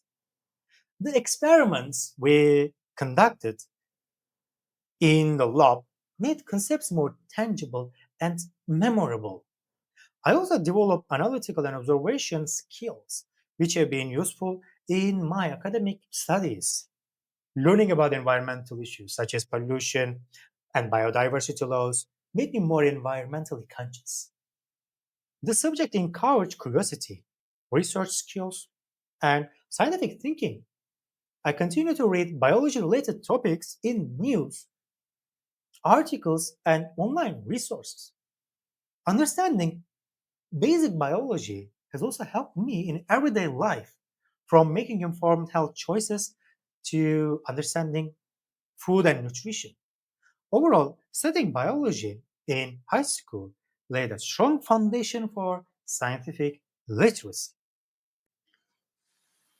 So, our question is this: describe a shopping street in your hometown. So, you should say what things you can buy there, what the most popular shops are, any changes there have been over the years, and say if you think shopping there will become more or less popular in the future. Why? So, let's go. Um, in my hometown, the most popular shopping street is called Central Avenue. It's stretched for about 2 kilometers and is lined with shops selling clothing, electronics, groceries, and souvenirs. The street is busiest during weekends and holidays, attracting both locals and tourist travelers. Popular shops include well-known clothing brands, bakeries, and mobile phone stores. Over the years, the street has changed significantly. Many small family-owned stores um, have been replaced by modern shopping complexes. Pedestrian zones and improved public transport have also made it more accessible. Despite the changes, the street still retains its charm with street performers and cafes. I believe shopping there will remain popular in the future because it combines convenience, variety, and lively atmosphere. The area also hosts seasonal markets and festivals, which adds to its appeal. Many people enjoy walking along the street rather than just visiting a single store. Shops often provide discounts and promotions, which attract regular shoppers. The mix of traditional and modern retail makes it a vibrant place. Overall, Central Avenue has become more than just a shopping destination, it's also a social and a cultural hub. So, guys, let's see the next question. Describe a shop in your hometown or place you are living in now. So, you should say where it is, what it sells, what the advantages of shopping there are, and if you think it will be popular or not in the future, and why.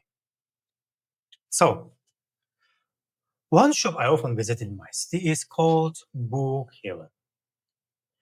Book Heaven, a small independent bookstore near my apartment. It primarily sells books across various genres, including fiction, nonfiction, and study guides. One of the main advantages of shopping there is the personalized service. Staff members often recommend books based on your interests. The shop also hosts regarding clubs and author events, which creates a friendly and interactive atmosphere. I particularly like that it has a cozy reading corner where you can browse books before buying. While online shopping is convenient, Bookhaven provides a tangible and engaging experience. I believe it will remain popular in the future because many people still value physical books, hard copies, soft copies, and personal interaction. The store has also built a loyal customer base over the years.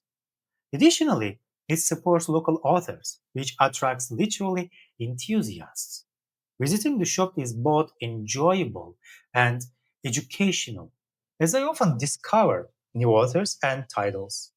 It feels like a small cultural center rather than just a commercial place. So, guys, let's see the next question. Describe a problem in your city. You should say what it is, how serious it is, what causes this problem, and say what can be done to solve or reduce the effects of this problem. So, let's try. A major social problem in my city is traffic congestion. It is quite serious, especially during peak hours, leading to delays, stress, and increased air pollution, noise pollution, stress level, of course. The problem is mainly caused by growing population, immigration, migration, travelers, limited road infrastructure, weather condition, and the high number of private vehicles. Poor traffic management and lack of public transport options also contribute to the issue. To reduce the effects, authorities could expand and improve public transportation, including buses and metro lines. Promoting carpooling, car sharing, cycling, and pedestrian friendly streets, maybe cycle lines, could also help. Why not? Implementing stricter traffic regulations and better urban planning would alleviate congestion as well. I've personally experienced delays that affect work and personal schedules. Additionally, traffic jams lead to higher fuel consumption and carbon emissions, exhaust fumes, and of course, lung diseases, respiratory diseases, other chronic problems, right? So, to prevent it, what can we do? Education campaigns? Yeah, encouraging responsible driving habits could also be effective. Investment in smart traffic systems could optimize flow and reduce just bottlenecks. Over time, These measures will improve quality of life and reduce environmental impact, maybe welfare as well, but we don't know. Students could also contribute by adjusting travel times or using alternative routes while commuting. Solving traffic congestion requires coordinated efforts between authorities and the public instead of blaming only one or the one. So I think that's all. Let's see the next question. Talk about a sport you like doing or watching. So you should say how you first became interested in it, why you are interested in it, what equipment and skills are needed for it, and say if you think it is an easy sport to do or not, and why. So, basketball? Why not? A sport I enjoy is basketball, which I first became interested in during high school. I was inspired by a friend who played on the school team and invited me to join a practice session. I enjoy basketball because it's fast paced, requires teamwork, and helps maintain physical fitness, endurance, lung capacity, everything. But of course, balance and coordination. The equipment needed includes a ball, a hoop, and suitable sportswear, while skills like dribbling, passing, and shooting are essential. I find it challenging because it combines agility, speed, and strategy, which keeps the game exciting. I usually play at a local community court with friends or mostly classmates. The sport also helps improve hand eye coordination and endurance. Watching professional games further motivates me to improve my skills. It's not necessarily an easy sport for beginners, as mastering techniques and teamwork takes practice. I enjoy both competitive and casual games as both offer enjoyment and learning. The physical activity also reduces stress and improves mental health. Participating in basketball builds social connections and a sense of belonging. So, overall, actually, it's a sport that combines exercise, strategy, and fun. So, let's see the next question.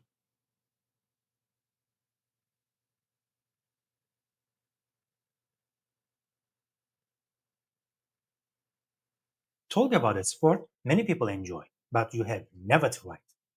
So, you should say what equipment is needed for it, what some of the rules are, what kinds of people this sport is popular with, and essay if you think you will do this sport in the near future or not.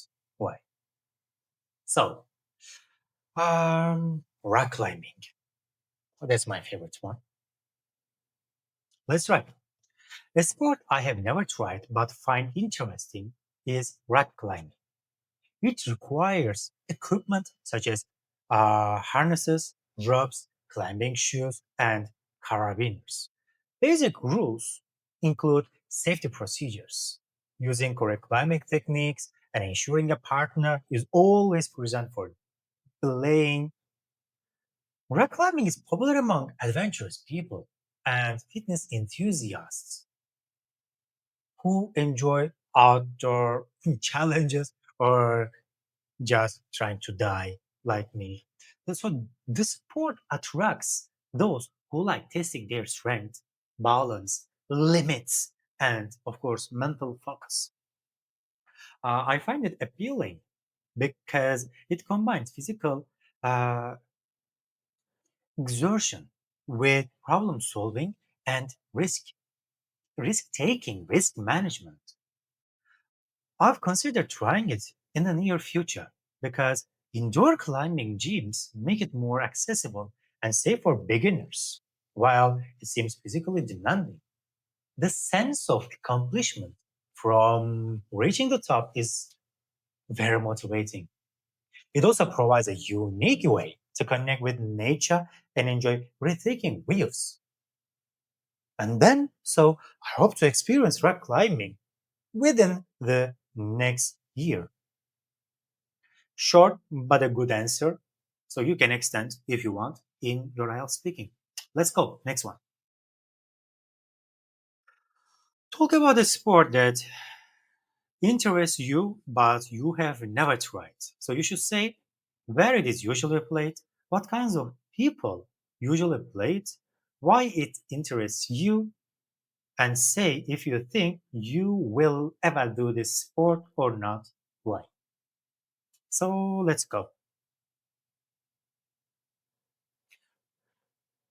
A sport that interests me, but I have never tried is fencing. It's usually played in indoor sport halls with protective gear such as masks, jackets, gloves, and swords. Fencing is popular among students and athletes who enjoy precision, strategy, and of course, quick reflexes. I'm drawn to it because it requires a combination of agility, concentration, and tactical thinking. Especially watching fencing competitions demonstrates the speed and skill involved, which fascinates me absolutely. Although I have not had the chance to try it yet. I would like to do. I would like to do it so in future at a local fencing club. Why not? It seems mentally and physically stimulating, unlike more common sports I have played, of course. Fencing also has a historical and cultural appeal, linking modern sports to classical traditions. Practicing it would improve coordination, reaction time, and strategic planning. That's really, really difficult for me, but I have a friend and he is practicing it very well. And now his trainer, actually for the last maybe 5, 6 years, has been training him for competitions. And it's a sport as well, as you know, that challenges both the body and mind simultaneously. That as well, he suggested me to practice it first. So, all in all, actually, I hope to experience fencing at least once because it's so unique and intellectually engaging. So, let's see the next question. Describe the best teacher you have had. So, you should say what subject the teacher taught, when you studied with him or her, what made that person a good teacher, and explain why you think this person was the best teacher you have had. So, let's try. The best teacher I have ever had was my high school English teacher, Mr. Sadiko. I studied with him during my final 2 years of school, which were particularly demanding academically. What made him exceptional was his ability to make complex topics understandable and engaging. He encouraged discussion, critical thinking, speaking, expressing thoughts, and creativity in writing as well. His passion for literature and language was contagious, and he always provided constructive feedback. He motivated me to perform the best. I also appreciated his patience and dedication. He never gave up, and he often stayed after class to help students who were struggling, like me, for example. Mr. Sadiko created a supportive and motivating classroom. It's totally different. His classroom environment was totally different. He introduced us to modern and classic works of literature. I understood Shakespeare, Dostoevsky after his lessons, which broadened our perspectives and our horizon. Additionally, he encouraged us to participate in debates and competitions to improve confidence and public speaking. His teaching style combined structure with flexibility, allowing students to express themselves freely. As well, he inspired many of us to pursue English related studies in higher education. And then, all in all, his influence extended beyond academics, shaping my attitude toward learning and self improvement. So, guys, let's see the next question. Describe something you own, which is very important to you. So, you should say where you got it, how long you have had it, what you use it to do, and explain why it is important to you. Up, up, up, up. Laptop. Too classic, cliche, but why not? Without preparation, I need to choose easy one. Ba, ba. One possession that is very important to me is my laptop.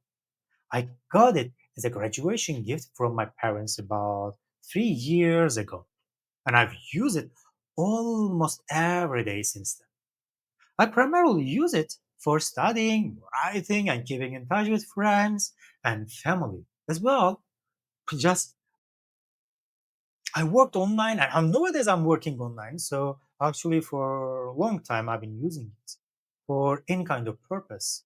It also serves as my main device for reading articles, watching educational videos, and attending online courses, and for everything, writing dissertation and helping other students, my classmates, etc., to write their performance letters, motivation letters, university projects, and master's projects. I did everything. I do everything on this computer. I consider it important because it allows me to organize my work efficiently and manage multiple tasks, as I said. So this laptop also holds personal documents, photos, and memories that I would be devastated to lose. So it is probability, and versatility make it ideal for both work and leisure. I've customized it. Yeah, I've customized it with software that suits my academic needs, which makes the learning more effective. Additionally, uh, it Additionally, it has become essential for research, note taking, and preparing, especially for SPSS, for statistical analysis. It's amazing. Okay, because manual techniques are so complex, it's impossible to do it without any kind of good computer. So whenever I travel, for example, I always take it with me because it ensures I remain productive. Losing this device will disrupt my daily routine significantly. All in all, my laptop is more than just a tool. It's just a part of my body. It's just an extremity, I can say metaphorically. So it's a reliable companion in my educational and personal life. So our next question is this. Talk about a traditional product which is very popular in your country. So you should say what the product is, how it is made, and then why it is popular. So a traditional product that is very popular in my country is handmade felt carpets. These carpets are made from natural wool and dyed with vibrant, often symbolic colors. They are produced using techniques passed down for generations. As well, I cannot do this because I've tried to do it. I tried to sew it, but uh, it doesn't work. It's so hard. And including this, actually, these techniques include careful weaving and detailed embroidery. Felt carpets are popular because they combine functionality and cultural heritage, often used as floor coverings or decorative wall pieces. Many families keep them as heirlooms reflecting national identity and craftsmanship.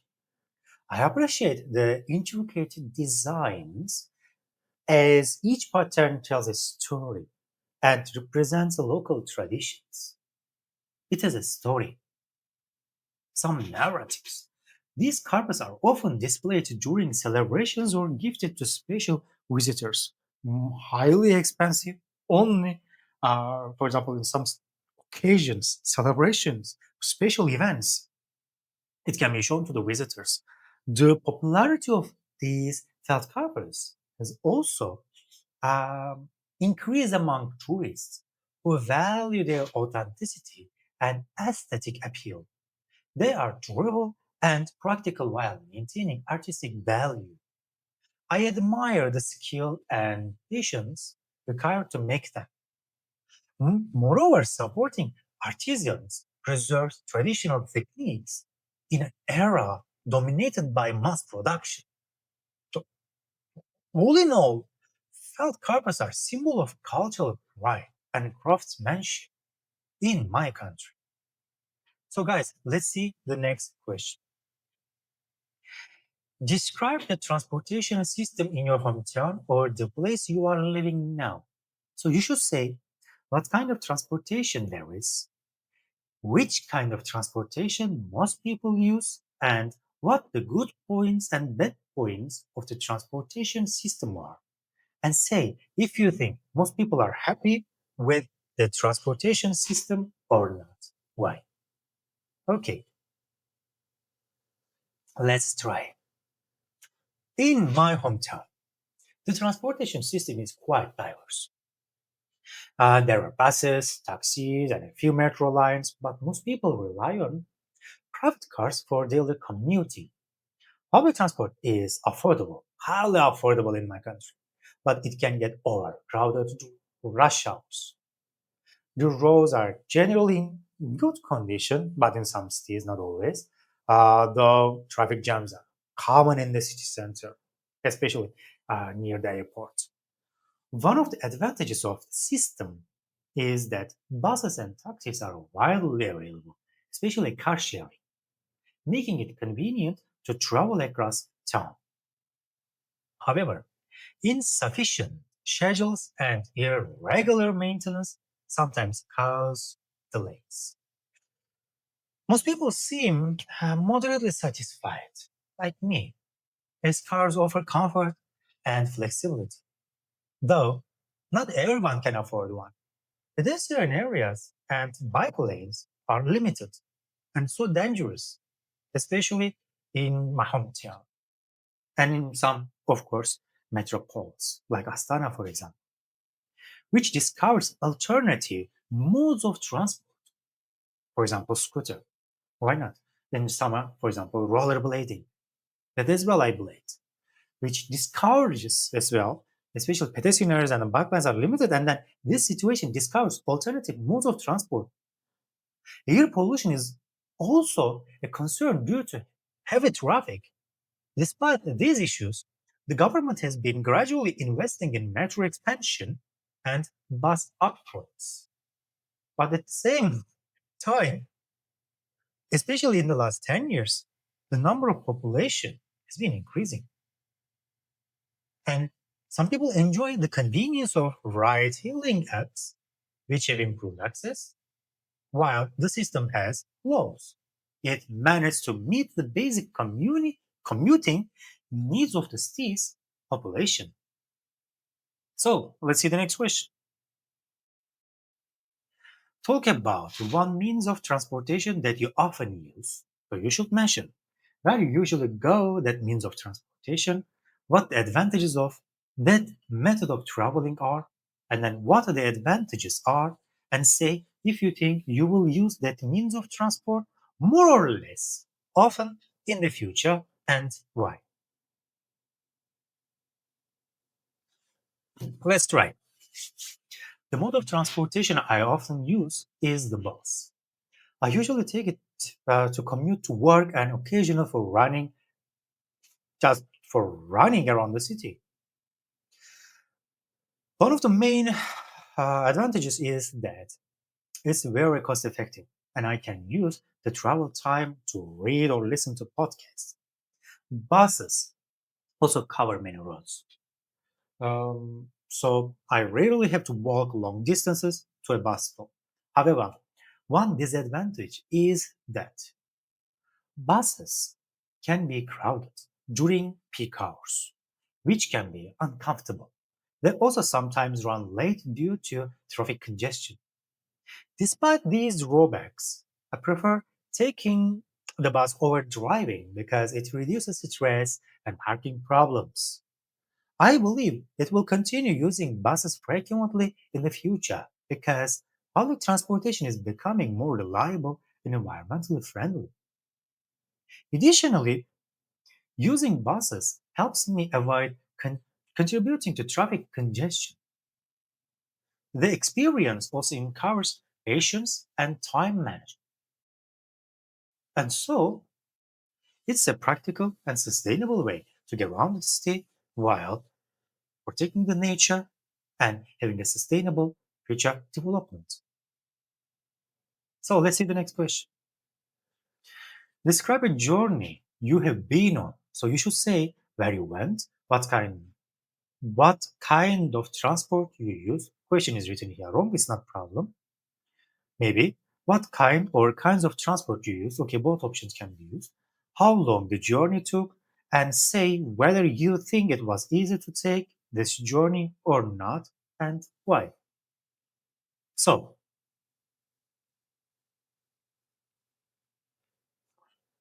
one journey I remember vividly was when I traveled from my hometown to a coastal city for a holiday last summer.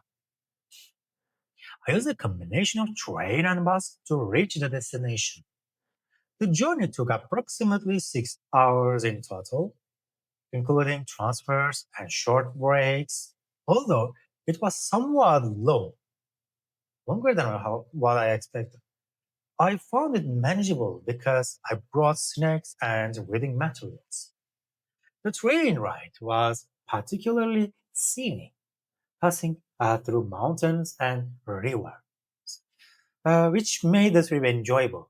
Using public transport allowed me to relax rather than worrying about driving. I also appreciated interacting with other travelers during the journey, which was an interesting experience.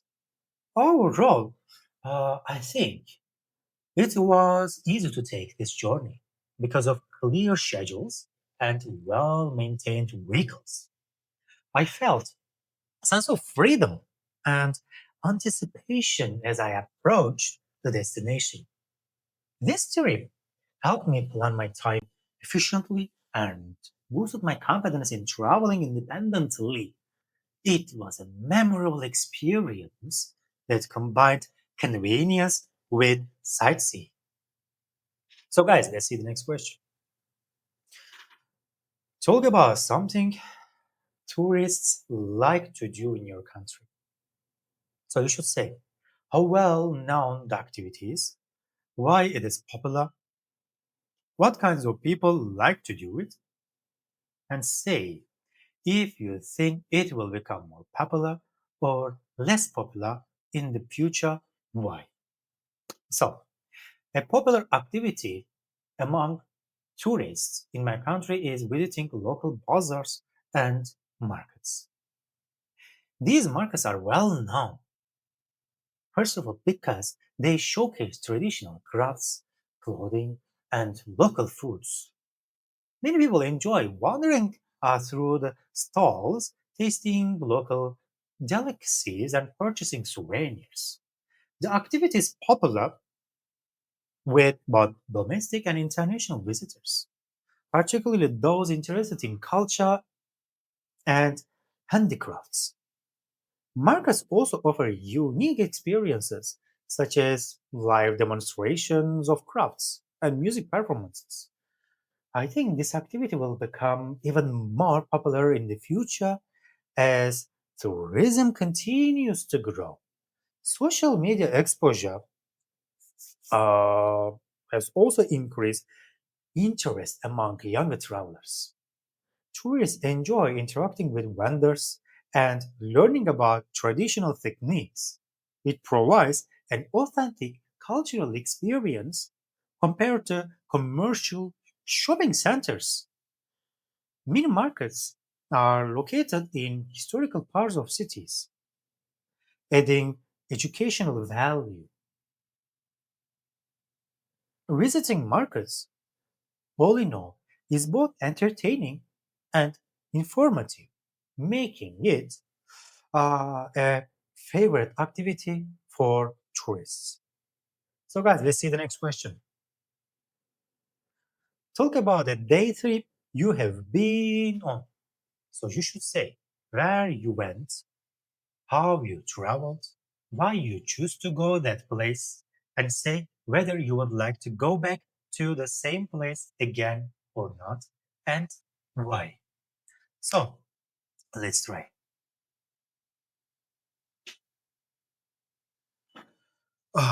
One memorable day trip I took was to a nearby national park last spring. I traveled there by car with few friends, which made the journey flexible and enjoyable. We chose this place because it's known for scenic hiking trails and wildlife viewing. We spent the day walking along trails, taking photos, and observing birds and small animals in their natural habitat. The weather was perfect, really perfect, which made the experience even more pleasant. We also had a picnic near a river, enjoying the calm environment. I will definitely like to go back because it offered both relaxation and adventure in a single day. The park is not too far from the city, so it is so convenient for short trips, hiking, trails, camping, climbing, all kind of activities. Just soaking up nature, wildlife. That is the best place. So it was also educational, right? Children can learn how to survive, how to stay alive, how to be with the nature. As we learned about native plants and conservation efforts, spending time in nature was refreshing and helped relieve stress. Overall, it was a fulfilling day that combined physical activity with exploration. So, guys, let's see the next question. Talk about a part of your country you have never been to but would like to visit. So, you should say why you have never been there before, if or when you think you might go, why you would like to go, and say how you first became interested in going to that place. Sorry. Now let's try. A part of my country I've never been to but would like to visit is the Eastern Mountains region. I've not been there because it's remote and difficult to reach by public transport, and I don't have a car. I first became interested in this area after seeing photographs of the majestic peaks and uh, lakes online, amazing lakes online. It was just a picturesque view. I would like to go during the summer when the weather is mild and hiking trails are accessible. I'm particularly attracted by the opportunity to explore nature and enjoy peaceful landscapes far from urban life. I also want to learn about the local culture, traditions, small mountain villages. I imagine it will be an unforgettable experience because it combines adventure with cultural exploration, new experiences I would like to have. Preparing for the trip will require careful planning, including transportation and accommodation. I hope to travel with friends who also enjoy hiking and outdoor activities. Visiting the Eastern Mountains would satisfy both my curiosity and my desire for challenging outdoor experience. It is a destination that has fascinated me for years. So let's see the next question. Talk about a foreign country you have never been to but would like to visit. So you should say why you have never been there before, If or when you think you might go, why you would like to go, and say how you first became interested in going to that place. Okay, let's try. A foreign country I have never been to, but I would like to visit is Japan. Maybe Kyoto, Fukuoka. Why not? I've not gone there yet because of financial constraints. It's too expensive to take a ticket. And the distance from my country, visa policies, how can I find accommodation, etc. But I first became interested in Japan after reading about its unique culture, technological innovations, and natural beauty. I would like to visit major cities like Tokyo, Kyoto, Fukuoka, maybe first because my friend has been living there for 5 years for his doctorate degree. So it will be an amazing experience, I guess, to just capturing the city together. And of course, these mountains and temples. Japan appeals to me because of its combination of tradition and modernity. They respect as well from uh, historical background to advanced public transport as well. I would like to see because everybody suggested me. Actually, they are suggesting me as well nowadays to see their transportation system. Um, I imagine exploring local cuisine, cultural festivals, cherry blossom season, especially their nightlife, of course. Then will be unforgettable that part. I hope to go in the next few years when I can plan a longer trip. Traveling to Japan would provide both educational and recreational experiences. The efficiency of transport and the safety of cities are also appealing factors. I think visiting Japan would be a dream come true and a highly enriching experience. But I think coming soon. So next one, describe a TV program that you often watch. So you should say what kind of program it is, why you watch it, and when and why you first started watching it. And say if you think that program is better than other TV programs that are on at the same time or not, and why. So let's try. A TV program I often watch is a documentary series about world history called History Uncovered.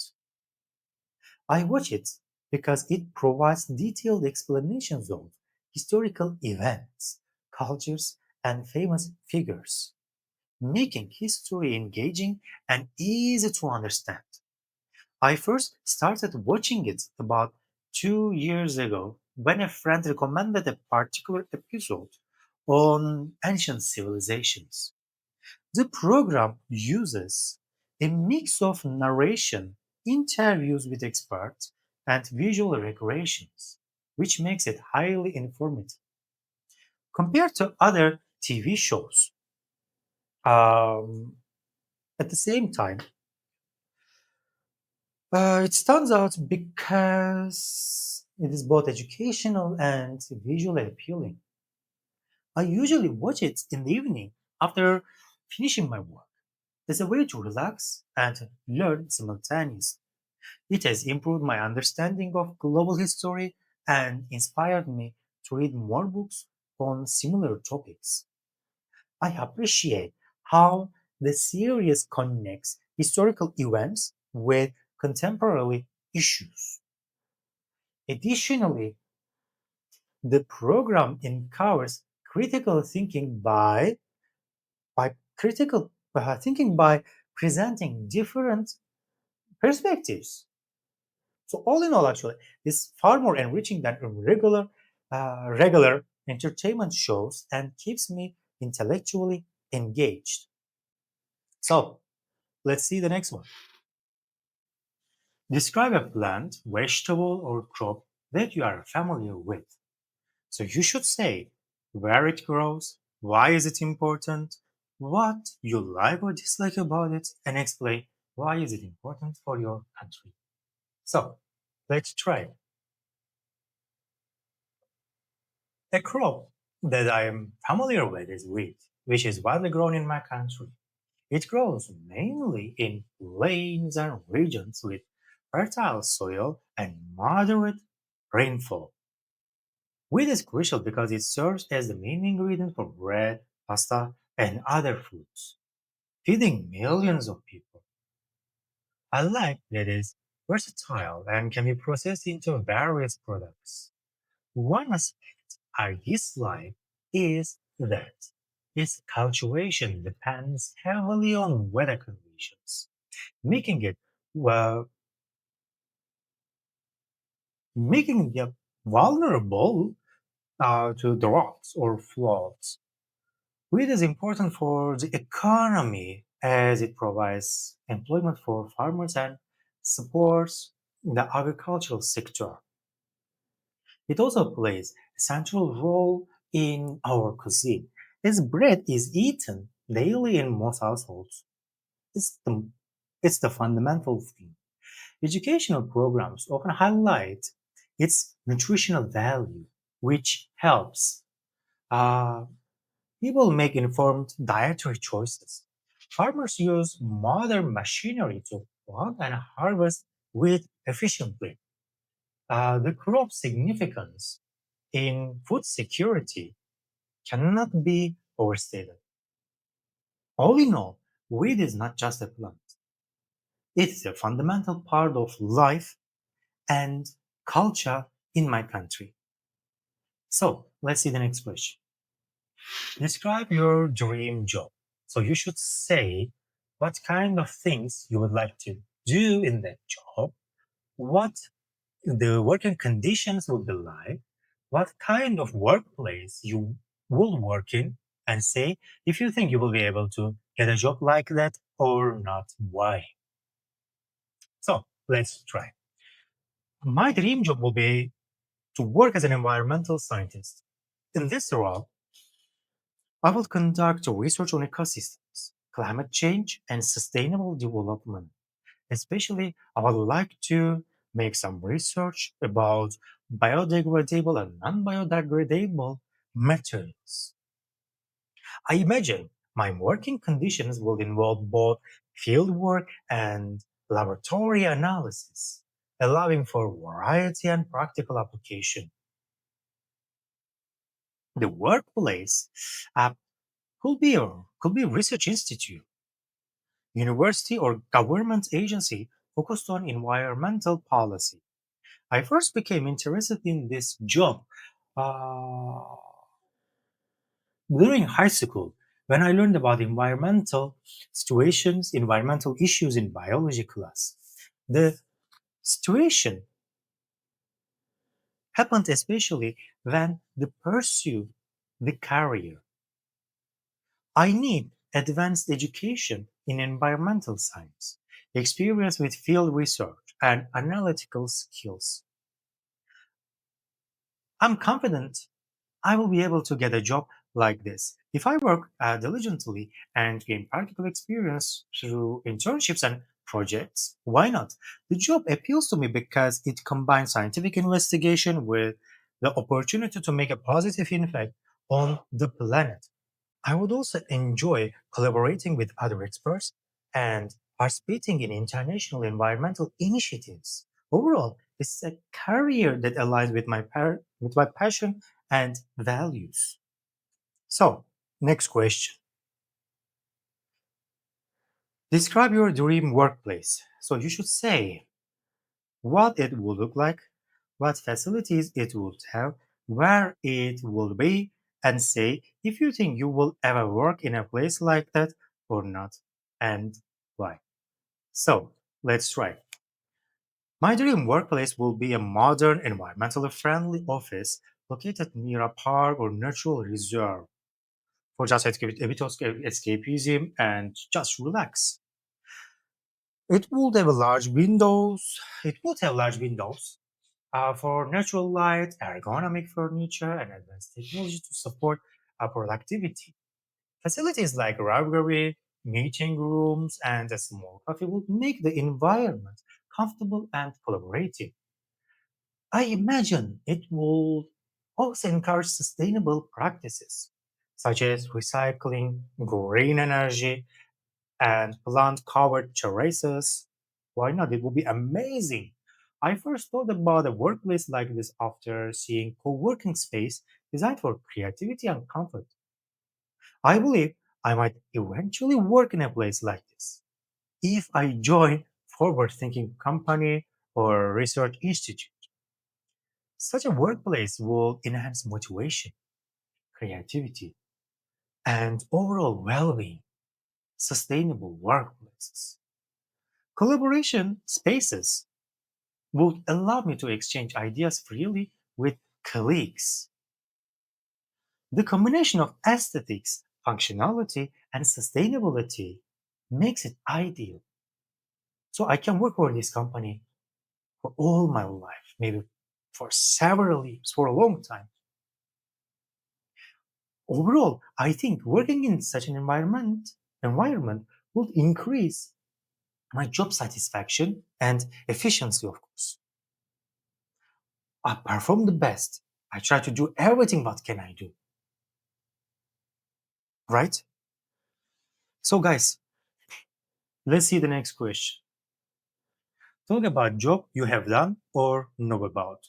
So you should say what people do in that job, what kind of place they work in, what clothes and equipment they need, and say if you think it's a satisfying job to do or not and why. So, the job I know well is that a civil engineer. Civil engineers design and oversee the construction of infrastructure such as bridges, roads, buildings. They typically work in offices for planning and just just analysis, but also visit construction sites for supervision. Their work requires safety helmets, protective clothing, and technical equipment for measurements and surveys. I think it's a satisfying job because it combines problem solving, technical knowledge, and tangible results that benefit society. Civil engineers contribute directly to urban development and public safety. They also collaborate with architects, contractors, and government agencies. While challenging, it offers a sense of accomplishment when projects are completed successfully. Many engineers enjoy seeing their designs transform into functional structures. I believe it's a career with strong social impact and professional growth opportunities. Guys, let's see the next question. Talk about a job someone in your family does. So you should say how long that person has been doing that job, what the good things about that job are, what the difficulties of doing that job are, and say if you think that person enjoys their job or not, and why. So let's try. A member of my family, my uncle, works as a doctor. He's been practicing medicine for over 15 years. One of the best aspects of his job is the opportunity to help people and save lives. However, it can be very demanding with long hours, night shifts, emotional stress. Despite the difficulties, he enjoys his work because he's passionate about patient care and constant learning. His role requires both technical skills and empathy, which he has mastered over the years. Patients trust him, and he finds satisfaction making a positive difference. Observing his dedication has inspired me to value hard work and resilience. He works so hard. He spent he spent his entire life just on learning new information, just searching some papers to develop his knowledge in oncology, in hematology. So it's quite challenging. Spent 12 years just to get his diploma in internal medicine, and after another 8 years to get diploma again in hemato-oncology, and now bone marrow transplantation is his own field. So it's just dedication.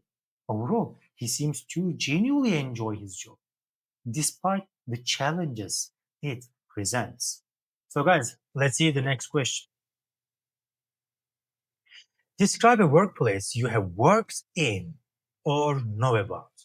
So, you should say what the building looks like, what is inside the building, what things there are to do in the local area, and say if you think it's a good place to work or not, and why. So, let's try. A workplace I know well is a local university where my cousin works as a lecturer. The building is modern with spacious classrooms, well equipped laboratories, a large library, of course. Inside, there are offices for faculty, student lounges, and computer labs. Amazing luxury VIP building. And the surrounding area offers parks, cafes, and public transport options, making it convenient for both staff and students. I think it's a good place to work because it provides resources for research, professional development, and collaboration. Faculty members can attend workshops, seminars, and conferences on campus. The environment is intellectually stimulating and encourages continuous learning. The combination of facilities, community, and academic culture make it an excellent workplace. In comparison with other universities, of course, it is impossible to compare these universities, but when it's compared, just outweigh all the advantages of this university outweigh advantages of other universities. You can conduct any kind of scientific activity, experiment at that faculty. They have everything what other universities in the world can't find. So overall, I think this is the best place to work. So, guys, let's see the next question. Describe a job you would like to do in the future. You should say how and when you first became interested in that job. What people in that job have to do every day. What qualifications and experience you need in order to get that job. And say if you think you will be able to get that job or not, why. So, let's try.